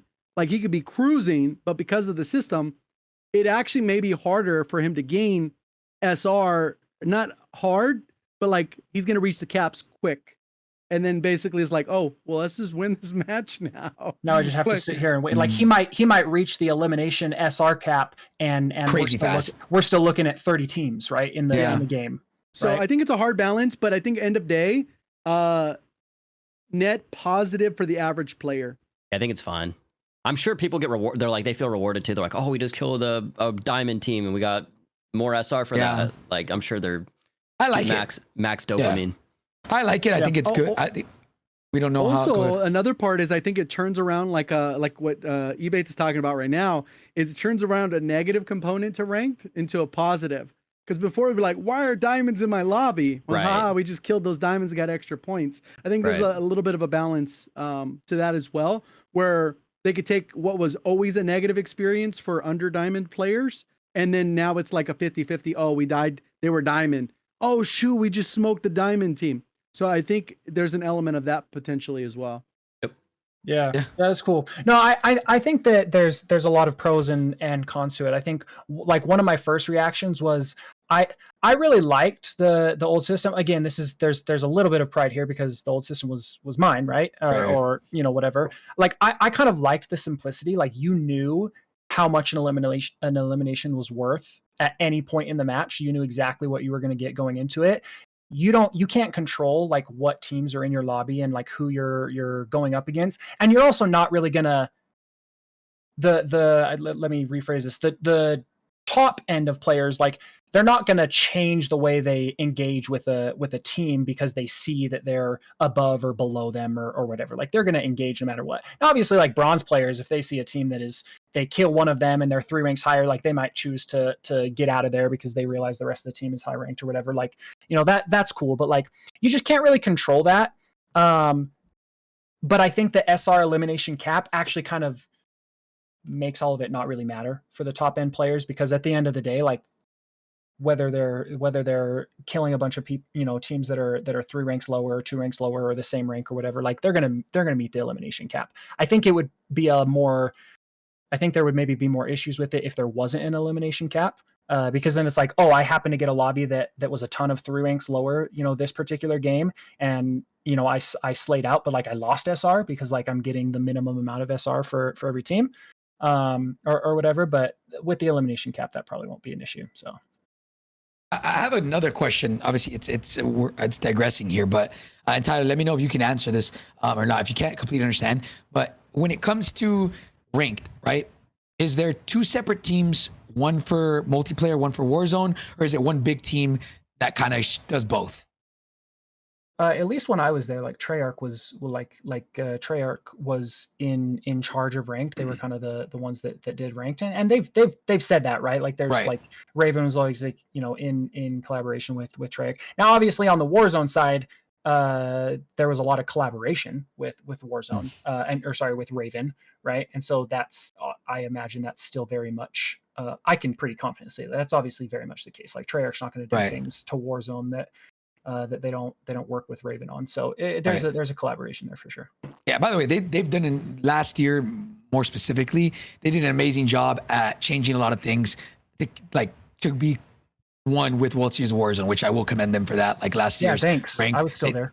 Yeah, you guys did an amazing job. Because like I remember the year before that, we couldn't get them to be on the same page, and it was bad. Oh, well, and but last year was great, and it really felt like they were like World Series Warzone team was communicating with the ranked team, and they were able to get one standard like rule system across the board, which is great. That was really cool. So now moving on to the next thing, which don't worry, Grimy, don't worry, guys. I know you guys have been asking for it. All right, let's talk about it, man. Okay, JD, bring up my tweet that I made yesterday. What's going on? And again, if you can't tell me, say anything about it, Tyler, it's fine. We can just all discuss it. If we're going where I think we're going, my answer is probably going to be I honestly don't know, and that's not a I can't answer. That's a I truly probably don't. Zephamy, shut your. Not you, Tyler. This guy's Zephamy, man. Bro, look. So, okay, Dude. all of a sudden, I was like, what? Like a couple days ago, 3 days ago, bro. All of a sudden, everybody got banned. Like shadowed or actual ban, right? Actual ban from ranked though. And Tyler, I don't know. I don't know what the fuck went down. From ranked specifically. From ranked at the exact same time. And I'm talking like 10 to 20 of the best players. What does the actual message read? Because it's so small, I can't actually read that. I can pull up a mine and I can read it 1 second. Oh shit, I never started my fucking. Well, I can read it. It says the account is currently under review and temporarily suspended from ranked play. So it's like a shadow ban for ranked play then, right? Or actual banned. Yeah. I mean, that's or new, suspension. Right? Like that wasn't there. I don't think that was there last year, right? No, not that I recall. Dude, Not that I recall either. it's really bad. It's really bad. This is so stupid. Okay, So, like with those people, do they know? Can they just queue up to regular matchmaking in Warzone? No issue. Not shadow ban, no nothing. It's literally some yes, some no. So some are shadowed and some aren't. Yes, some yes, some That's no. Because weird. but then it's also weird because like noobs and I forgot who was noobs and somebody else. 2 Almond. minutes later, noobs and Almond. 2 minutes later, they were able to play. Hey, But then Evan is still banned. they hit up their connect, Still, man. right now? They had to connect. Evan's still banned to this day. Evan was supposed to play ranked with me and Diaz today, Oh, shit. but he couldn't because he's still banned on ranked, and he doesn't know how he's gonna, I played I hopped on today. I'm silver. I played one game, and then the next game my teammate got shadowed and I got off. So I played one game today. My teammate got shadowed the next game. They got shadowed, or they got this shadowed. this rank specific ban. They got shadowed. So they got Do you get a message when that happens? That's No, good. right? That's the whole point of shadow. No. We were in the game and he got kicked and he couldn't rejoin. So then I had to play as a 2-man in like the second circle. And we lost SR, obviously. Or I don't think we lost SR. But Well, we You're in died silver. early. I hope you didn't lose SR. No, we didn't lose SR. but we died early. That's what I meant to say. We died early, and then it was just like, it's just stupid, man. The whole like shadow ban stuff, like, dude, honestly, it's so ridiculous. It's so ridiculous because I feel like they're not even banning cheaters. Like, I mean, they probably are, and I'm just a little like frustrated, but they're still They almost hackers running around. Right. They almost certainly are. I'm sure for They every definitely are. legitimate. They This definitely is probably me. Just whatever.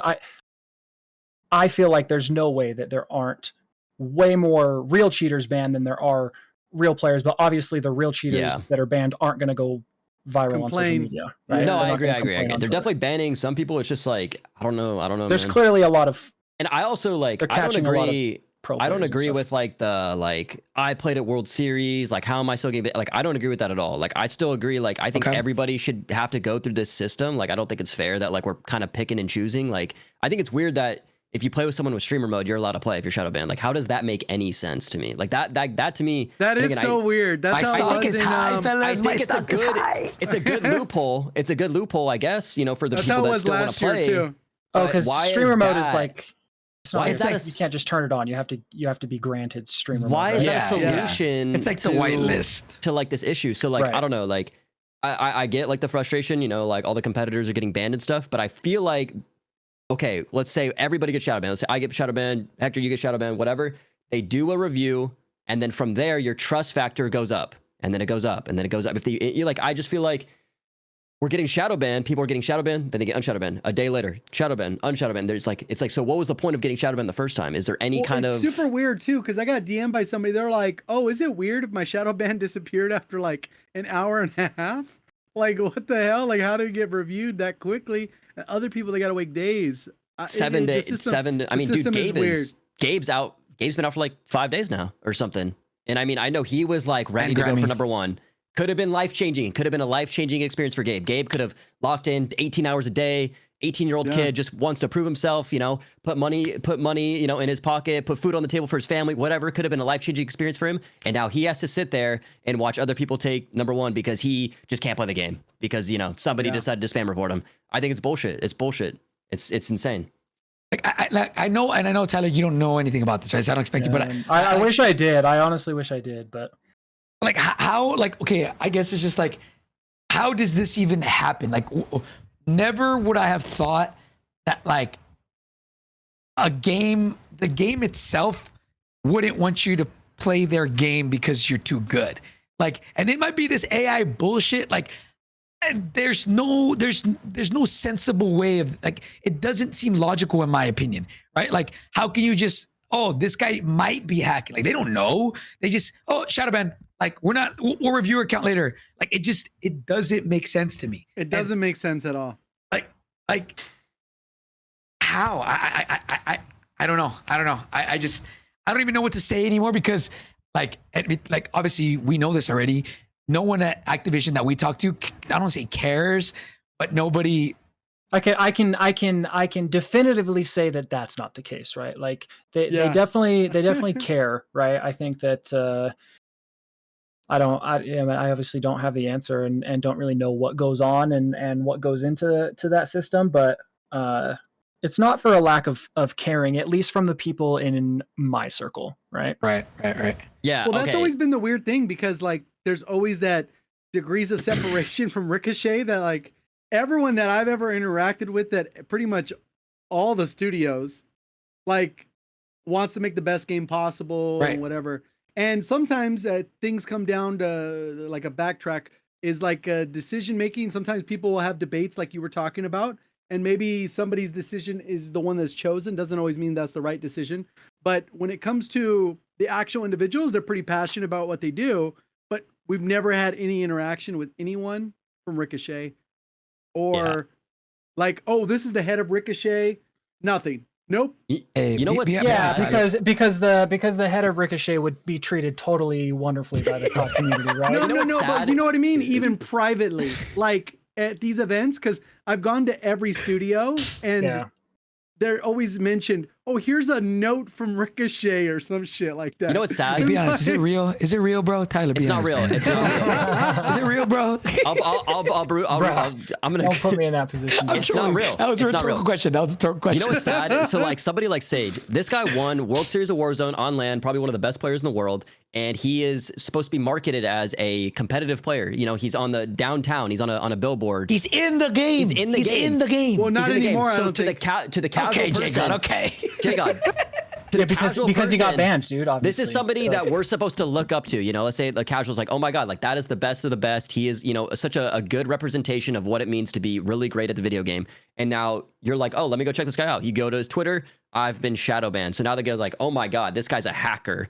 He just won the tournament and he is a hacker because he just got shadow banned. Like, I just think it's ridiculous that like we're just totally okay with like, it's not a big deal. Not a big deal. We're just going to let like these top competitors just get shadow banned. And I'm not even, this is just for everybody. Like players that are trying to make their way in World Series, let's say, like I said, I think ranked is a direct representation of what people want to grind for and strive for.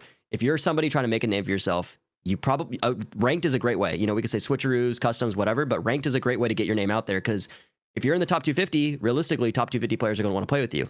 So this is another way to get your name out there. If you're just getting shadow banned, it's just like this broken system that is just constantly like we're gatekeeping anyone from coming up. We're gatekeeping it because the people that have streamer mode, they can play all they want, or the people that are quote unquote whitelisted or got unshadow banned or whatever, they can keep playing. But the people that are trying to come up, new rookies, whatever, they can't play now because they're getting shadow banned, and now they're going to never have a chance to ever make a name for themselves. Okay, but like now here's my question, like genuinely, because I feel like I've talked to anybody that I can possibly talk to about this. Where the fuck do we go from here? Like, because everybody that I've talked to, and same thing, that has said what Tyler said. Oh, that's not our department. We can't really help in that regard. Like every single person that I've talked to ever about the anti-cheat or just in general shadow bans, like has said the same thing. Hey, we can't help. Like that's Ricochet. And it's like, okay, but nobody knows Ricochet. Nobody has manual bans, bro. Like, manual bans. We gotta stop wasting money on resources that don't work. Manual bans. If somebody's hacking, bro, then just there has to be a way, bro. There's a headshot percentage. Just go in there and manually ban them. If they're on the top 250 list, you're like, oh, this is a bad way of representing the game. They're obviously hacking. Just manually ban them. We need a. I mean, they obviously do that, right? Like they do. Tyler, you say manual, that, but there was manual bans, but we're talking like how it was, dude. It was Tyler. I love you, Tyler. but it was no. bad. The top 250. I get that. We're talking like towards the end of last year, right? Like and stuff like that. I'll be honest. Hey, 2 months ago, Tyler. 2 months ago. I don't know. I wasn't on there. Hey, Tyler wasn't on there. He wasn't on there. I know. The only thing I was saying is that I know manual bans exist. That's all I'm saying. I know that it happens. But right? it doesn't feel like, oh my God, I don't know. We're just constantly banning people that shouldn't be banned. And then it's like I said, 200 people were probably in the top 250 last season in Rebirth Ranked that nothing changed. Like, I just don't know what's even possible. Like is the best form of action is just for these players that get shadow banned, keep posting it on Twitter, keep tagging Raven, keep tagging Treyach, and hopefully they can send it to, Ricochet if it exists. You know what I'm saying? Like, is that the only way? Is that the only course of action here? Like, no, I'm being It's so weird. dead It's ass. so bizarre, bro. It just sucks.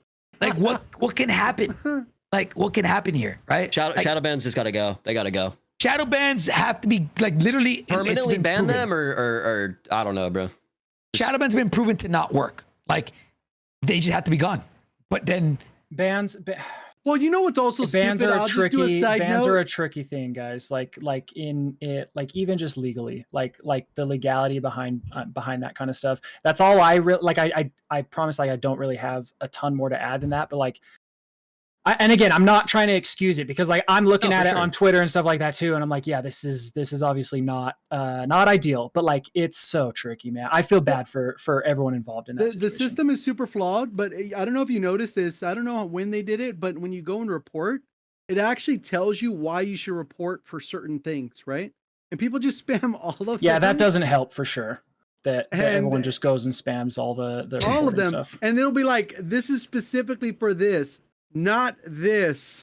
Use the, and they've like dumbed it down so much, but I don't think people know that they just go through and spam them all. Like, and that's part of the problem why people get comms banned when, I wasn't talking. Well, it's because they're banning for the whole category. They're not banning for just comms, which causes a whole other list of issues. Why are we giving players the power, bro? I think that's the problem. Why are we giving players the power? Well, if you could die, you could get one shot sniped and be for upset. what I was talking about too is that like the comms ban, if somebody says something, then that's why it's in the players. They have to report it. It ends up in a loop, goes through there. It's just kind of how it goes. They have the AI stuff that listens too, that'll auto ban people for voice chat. I mean, I don't think allowing players to report players is the crux of the issue, right? Like every game has that. Every game does that. Yep. I think it's like, okay, hear me out. I agree with you, but I also agree with Ebatez. It's yes, like every player should be allowed to report somebody, but the actions taken on that person's account should not matter based off how many times they've gotten reported. Right. Like, yeah. Like that should be, hey, this person has been reported fucking 50 times out of their last 50 games. Let me go manually see what's going on. I don't know if that's how easy that shit works, right? No one knows how Ricochet works. That's how it feel common sense. Like, right. Let's just go check it out. Oh, yeah. This dude's at the top of the list, 75 reports. Let's go check this shit out. And he's cheating his balls off. Like instead, it's like, hey, once you reach 50 or once you reach 25 reports, your account automatically gets shadowed. That's what it seems like the game is right now. Like you get banned. And now, even less than that, probably. Oh, for sure. Now it's like, okay, now it's on ranked. Now that's even weirder. Like, what does that mean, right? The people like Evan's been banned from ranked for now 3 days, and he's been to LAN. We've seen him compete at the highest level. We know he's not cheating. Like, okay, I mean, yeah. Again, I want to. I get it. But the whole I went to LAN. I saw people like. I get it. I know I'm you're not gonna call out any names, but people are like, I went to LAN and like, it's like, bro, you got 36th place, like, or like whatever. It's like, how does that like just because you went to LAN, dude? I went to London and I got 26th place. Does that mean I'm not hacking? Just like I played horrible. Like just because I went to LAN. Like just because no, like, but again, I'm not over anyone else. Like it should all be on the same, I get it. Like people like Sage, again, he's done it on LAN. He is a face of the game. He's a top competitor, same with Biffle. Like the people that have like their accounts have been checked, manually checked, whatever. And it's like, I don't know, just because like you went to LAN, I think the problem is that there's these loopholes, and I think the loopholes are great for, the people that can take advantage of it. you know, if you know somebody that has streamer mode, great, then you get to keep enjoying the game while everyone else has to sit here and wait. So I just think it's stupid. I just want to say my wife texted me just now, and she asked me, is Ricochet real? She says I'm being sus, guys. I swear I'm not trying. My hands are tied. I just don't want to say anything that is going to be clipped out of context because I don't know. All right. Sit at the dinner table tonight. Relax, everybody. She's gonna be Like I knew it. she's like, honey, is it real? Yo, you guys be in bed at like midnight, and she'd be like, babe, like, be honest with me. Is it real? Like, Listen, as far as I know, okay, guys. As far as I know. I love Jesus. That's funny. All right. Okay, let's again. I feel like that's one of those things where we'll never know, right? There's cheaters everywhere. All we can do is continue to bring awareness to it and keep talking about it. I hope that one day that whole system can just be burned to the ground because shadow bans, all that stuff, like there needs to be man reviews over everything. And I just hope that one day something can be done. And now if it's getting to the point where people can't even play ranked, like that's even create, like it's the same thing. Like now there's not just one shadow ban type. There's a regular shadow ban type. Now there's a shadow ban for ranked. It's getting out of hand. It's getting out of hand. So yeah, now a couple of things before we move on is there's one more topic kind of discussion is right now, a side note, it's bugged right now. They said that you could play with any skill division and that's not the case. Yeah, like for example, Diaz and I are going to play today, and we have to play with somebody that's under diamond. If they're diamond or higher, we can't play with them. So I'm not too sure if that's a bug. No. But didn't it say the restrictions are still in place for like bronze to diamond or something like that? Oh, I thought it didn't say that. There's a line in there. There's something weird about it. There's something in there. Specific. And it says let parties me of look it up. 2 or more or something weird. Oh, that's what it. Yeah, it's like this is, which that actually didn't make sense. Hold on, let me try to pull up the notes here. Okay. I when I initially read it, I thought it was as a duo. So like for example, like let's say I was or let's say Hector was Crim and I was bronze.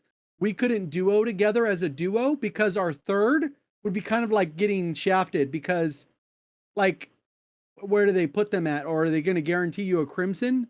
That's how I initially had read it in the patch notes, but maybe I skimmed it too quickly.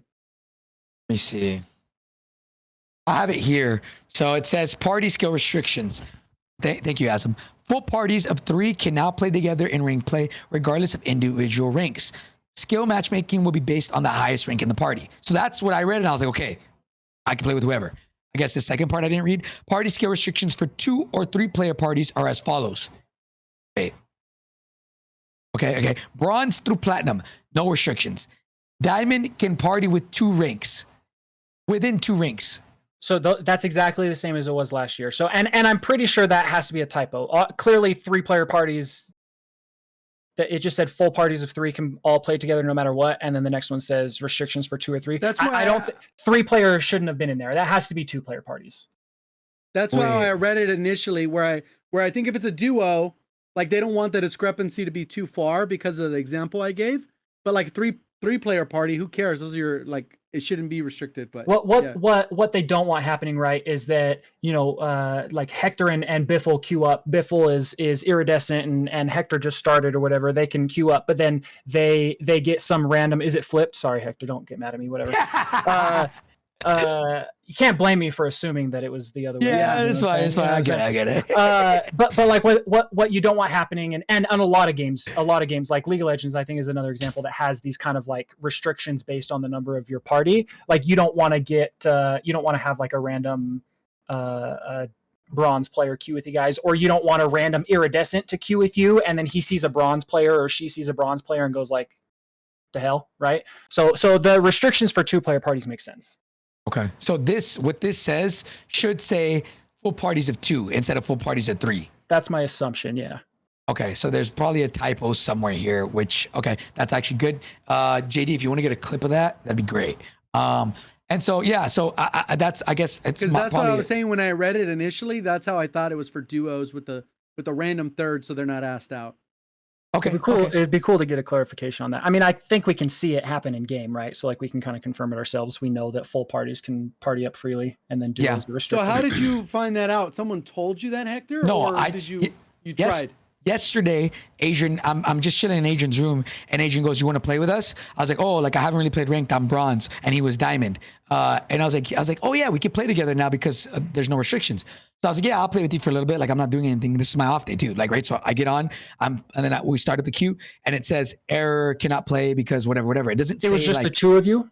no, me, him, and one other person, and Blast. But they were both That diamond. doesn't. Well, that doesn't. Yeah. Oh, make okay, sense so then. yeah, so it's Oh, so it's that's not what you're saying. working. It's bugs. Yeah, it's Yeah, not yeah. working the right way then. Yeah, for sure. So you should be able to if it's a full party of 3 is what you're saying, That's what That's what I'm the reading line from the says notes. it above it. Right Yeah. above that, that's what the line said. That's right? what But it is. technically, the line below it does say that 2 and 3 player parties can't, but like there's no other party. Like Yeah. it's a party of 2 or a party of 3, or you're just a The solo. party of right? one. A party of 1, dude. Like Yeah, that don't make sense. a party of 1, no restrictions, right? Okay, that's actually great comms. Okay, because I hope that's a bug, and I hope that can be addressed. I mean, at the end of the day, like it's not gonna matter anymore because by the time they fix it, we'll already be up within the ranks, so it's not gonna matter. But like for like I guess everybody else, Maybe, dude. Progression's yeah. slow this year. Remember? True. Okay, so now let's talk about. I'm gonna kind of shift gears to the last topic of discussion, and I want to talk about a couple different things. Right? Fortnite OG just came out, right?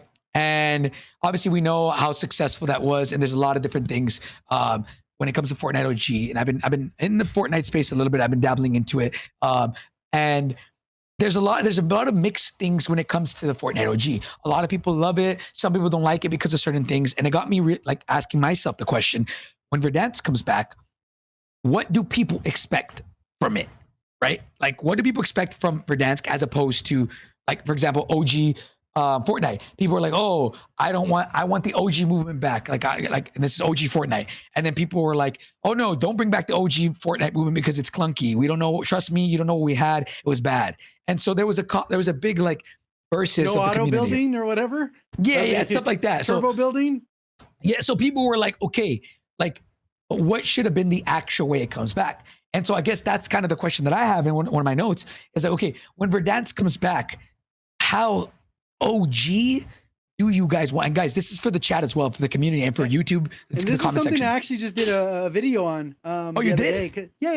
Okay, Because I okay. said, like, a lot of people get into these conversations about, like, what's OG, right? And you'd be like, okay, I want it to be OG. All right, so you don't want satchels. Like, you want to only be able to carry Right. 5 play. Oh, well, no, not that OG. I want the other. Like, so it's like people pick and Exactly. choose what makes sense. Okay, so you want, I don't know, 1,400 meter HDR snipes from 2,000 meters? No, I don't want that. And then other people be like, hell yeah, I want that. So it's really hard because it depends on what kind of like what you enjoyed about the game, and people are going to choose things that cater towards their things. Maybe you don't want zips on the map because they weren't there originally, but you know they could be added. So there's a lot of these things where it's like, oh well, do you want stadium open OG or do you want it closed OG? Like which Right. part was the OG? Because I think it was the stadium opened after like 3 or 4 seasons, and then we went to Verdansk 84, and then it demolished it, and it was just like the little arena. So it's like, which version of it? Downtown's blown up. Is it not blown up? How does, or is OG the vehicles? Oh, you want 100 health? So the TTKs Right. are super fast? No, not that OG. Like, so it's kind of like one of Yeah, those so things where, yeah. These are the little things I guess I'm gonna ask all you guys, right? In chat, I want you guys to, say whatever you guys want. I'm gonna bring up a couple different things, and feel free to add, guys. And I want you guys to say just yes or no. I wrote down a list of things, and I want you guys to tell me, hey, do you want it back or do you want it out of the game, right? For example, Omni movement. I don't think, to be honest, I don't think it matters whether we say yes or no.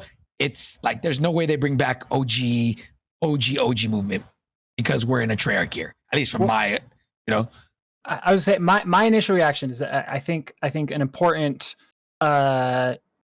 important differentiation, is that a word? Yep. To make between Fortnite OG and Verdansk is, from my understanding, right? They like what has been announced is that Verdansk is coming back. That's all that they said earlier this year, is that Verdansk was coming back.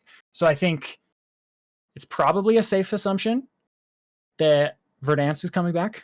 And like the map stuff is like the elements of the map. Obviously, the map change, the stadium close open, stuff like that. Those are interesting things to talk about. I would guess, right? Like we're not getting Fortnite OG. right? Right. We're not getting Verdansk OG. We're getting the Verdansk map. That's what I would guess based on the announcement. Again, this is not anything that I have any knowledge Yeah. of, right? So even if I wanted to tell you, it's like, hey, guess what, guys? Here's I couldn't. I don't know, right? I'm just saying my guess based on what they announced is like we're getting the map, right? That's what we're getting.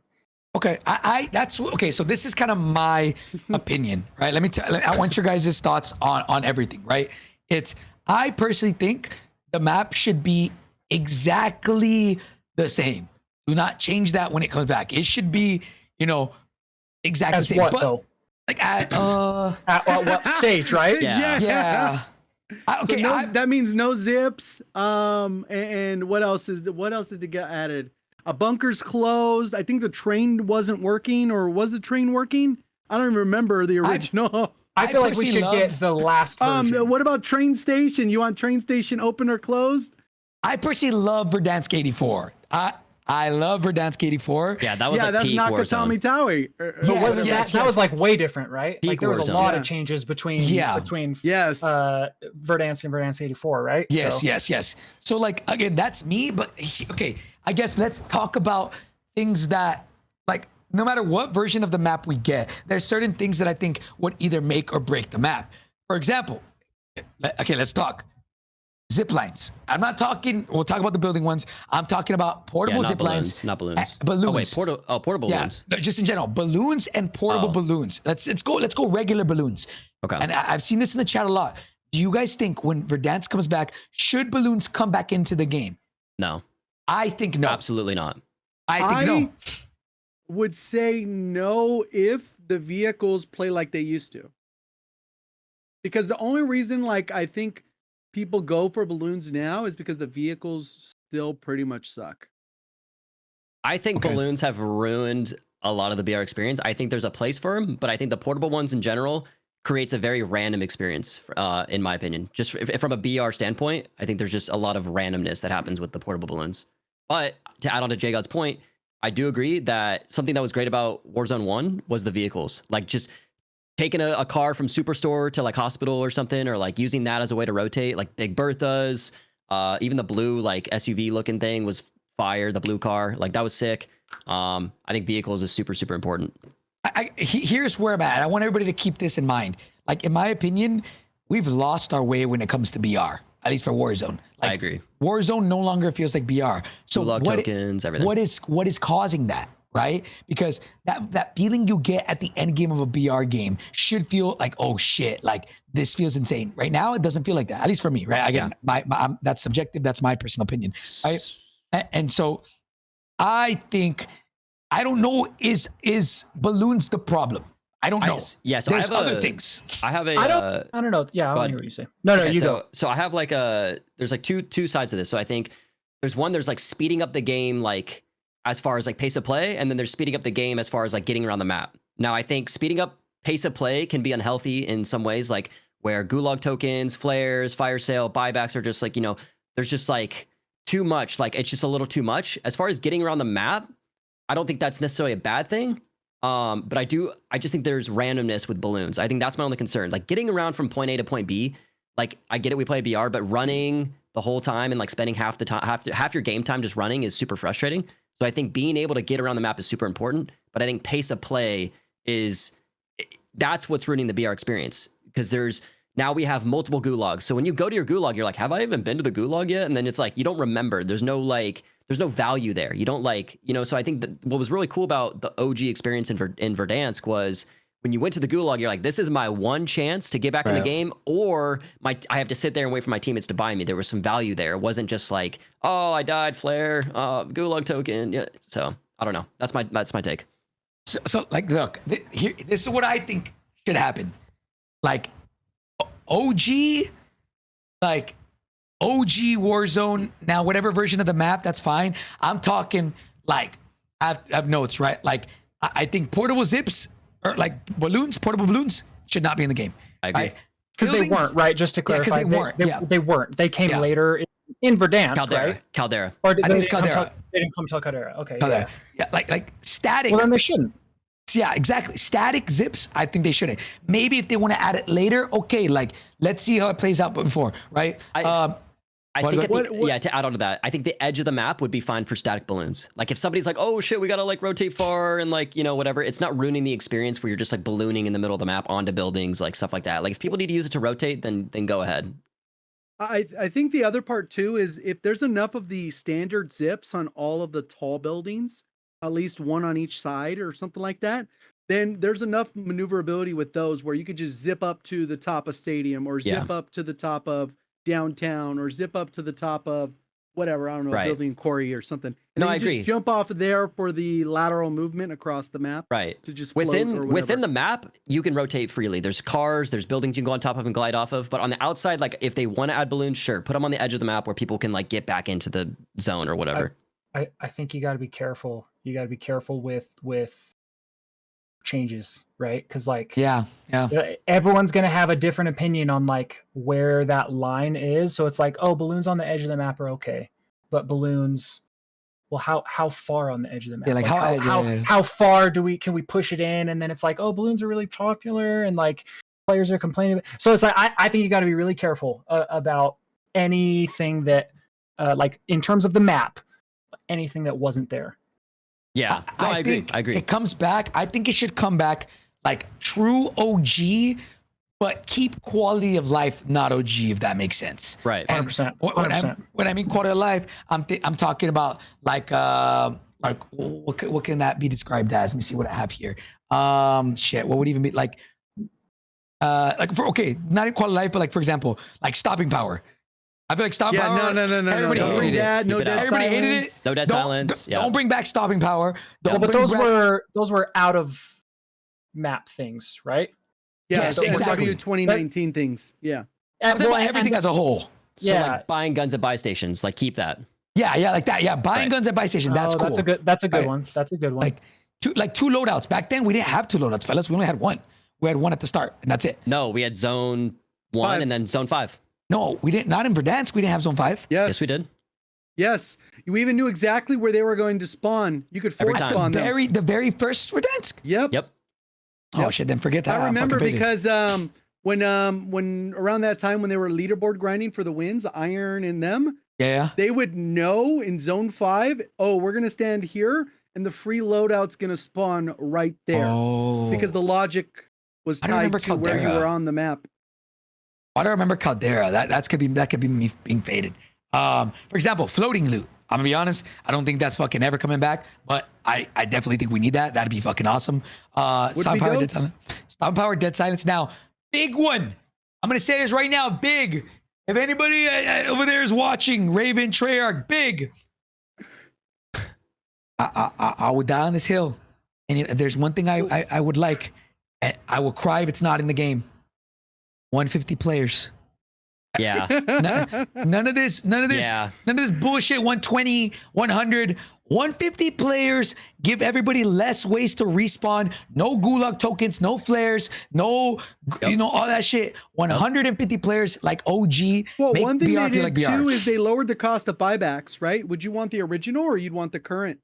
Ooh, Or it that's a depends good on one. the economy. Original. Because the contracts also is another issue. Now they don't domino. Before you could do like 3 bounties and then they would chain. It would be a 10x or That's whatever. a good 10%, point. No, 10%. JGOD brings up a great point. I don't know why that ever went away, but like, because like, oh man, like the money is such a huge issue in the game right now because you get so much money throughout the game, no matter what time of the zone it is or what time of the game it is. But I feel like back in Warzone 1, we used to get money like progressively because of the contract thing that JGOD's talking about. So you would do a contract, you They would get double. some money, and then once you do like a bounty, then you get more money. And then it's like by the end game, you have a lot more money and it's You're scaled. like, damn, this bounty is 10K each. Yeah, No. it's scaled. It's scaled like, Multiplied, because, multiplied. yeah, right. And money became more, it progressed with the game. But now it's like money is all the same at point A to point, at the end. And I feel like the end is more important than the beginning. I don't know. So If I I had really to like what guess- JGOD said. If I had to guess, that is another one of those situations. And anytime you're talking about an economy type of thing, like we're talking about the money, SR in ranked could be considered kind of like an economy, right? It's something that players can earn and lose, right? That's so hard because it has a totally drastically different effect on good players versus average or below average players, right? And so I imagine that there was probably balancing stuff that happened there to help the not great players, right? The average players. But again, like I think it just needs to go back to it should probably be the way that Verdansk was originally, right? I think the scaling would be cool. And I guess a big note is with the quality of life of everything that we've learned so far. Like for example, like back then, Still a slippery slope though. Yeah. Okay. Depending on the like quality of life, one that you brought up, that this is a good example of like slippery slope is like buying guns, right? Right. That's amazing, right? How like will that change the way Verdansk feels? I don't know. Like maybe, right? What about like like you said, UAVs buying people back? What was it back then? It was 4K and 4K. 4K and 4K back then, both were the same. Yep, I believe. Yeah, I think it was 4 and 4. Yep. Okay. What do you guys think? I like 4K buybacks and I like the 6K UAVs. I don't know.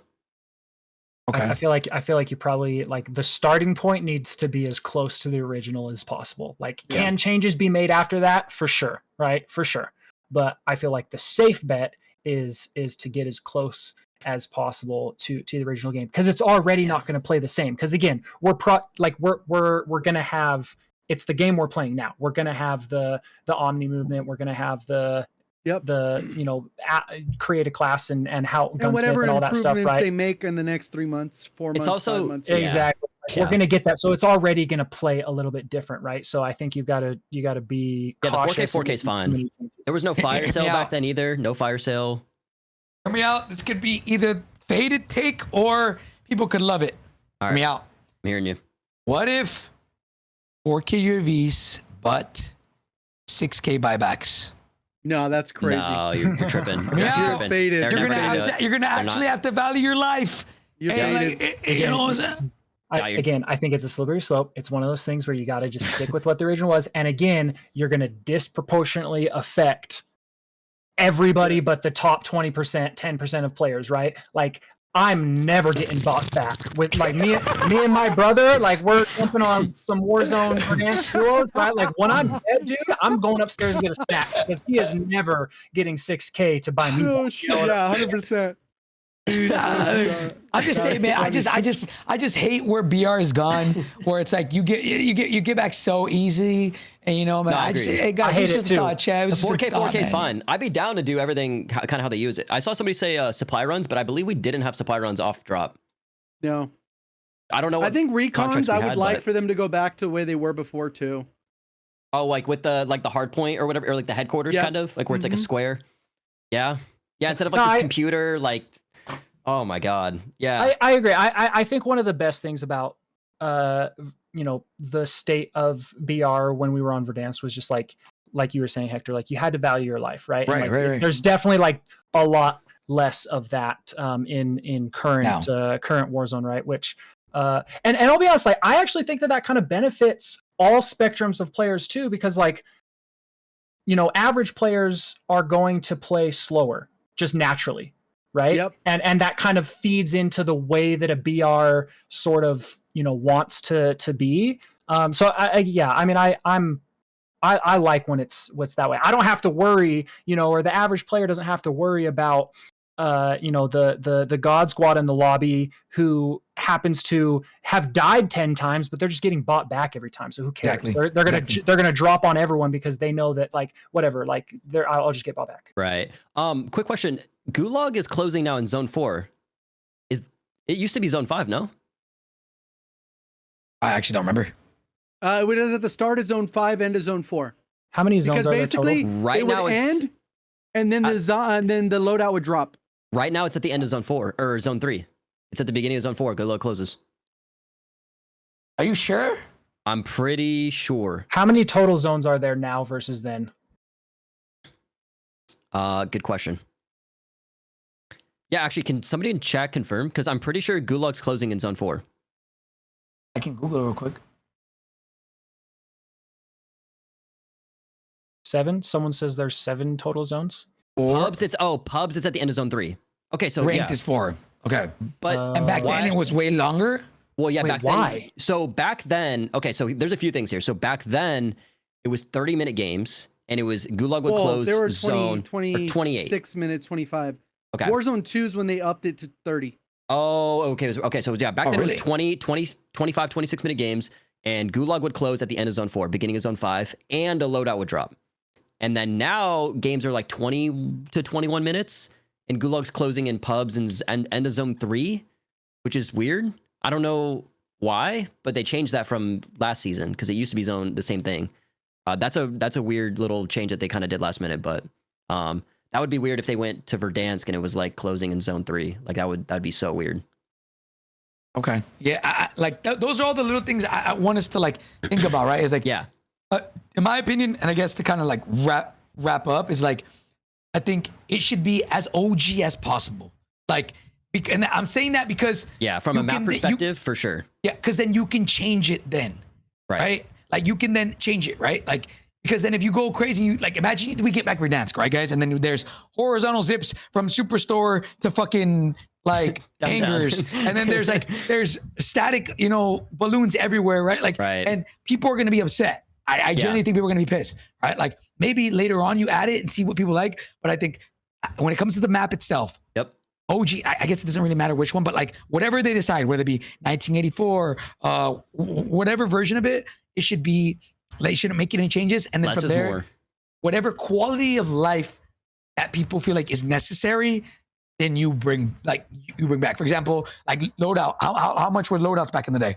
I think 10K for all in modes. every modes, but yeah, obviously that quality of life change is good. So it was 10K in all modes. I actually like that. except for solos. Solos. Yeah. Solos. Wait, the price was the same for Yes, for solos, all. duos, trio, squads? Yep. Oh, and the game when it came out, there was only trios? They didn't have quads at the time. Yes, when it first came or out. solos or some shit. Oh. Like that's what I'm saying. And things like that, obviously, we don't bring back. Like you don't bring back just trios. OG. What you mean? Yeah. Like, so I think wherever it makes sense to keep OG, you keep OG. But then things that it's like, hey, like this is great quality of life that like it'll feel like we've gone backwards. You don't bring that back, right? Like guns. Again, slippery slope. But imagine if they take off the ability to buy guns in the buy station. That'd be kind of weird. Yeah. Yeah, I don't know. That would be a little weird. Interesting. Also, I think something that they should do, and I'm pretty confident they will, is bring back like OG weapons. I mean, obviously we brought back like the Car 98, and then I think this year they brought back something this past game besides the car. There was something else, no? They don't do a Grau, Kilo, Amax. Yeah, right. Ruin. They would be selling the bag if they don't do it. Like the actual bag. I know like it the takes a actual long bag. time to like design and implement and approve STG, and whatever they that's got to right. do. And the same name. Yes, If they can. Like, bro, it's gonna be the what I don't even remember. What the hell do we think the Grau was gonna be? The not Superi. What was the SMG that had the iron sights of the Grau? HRM?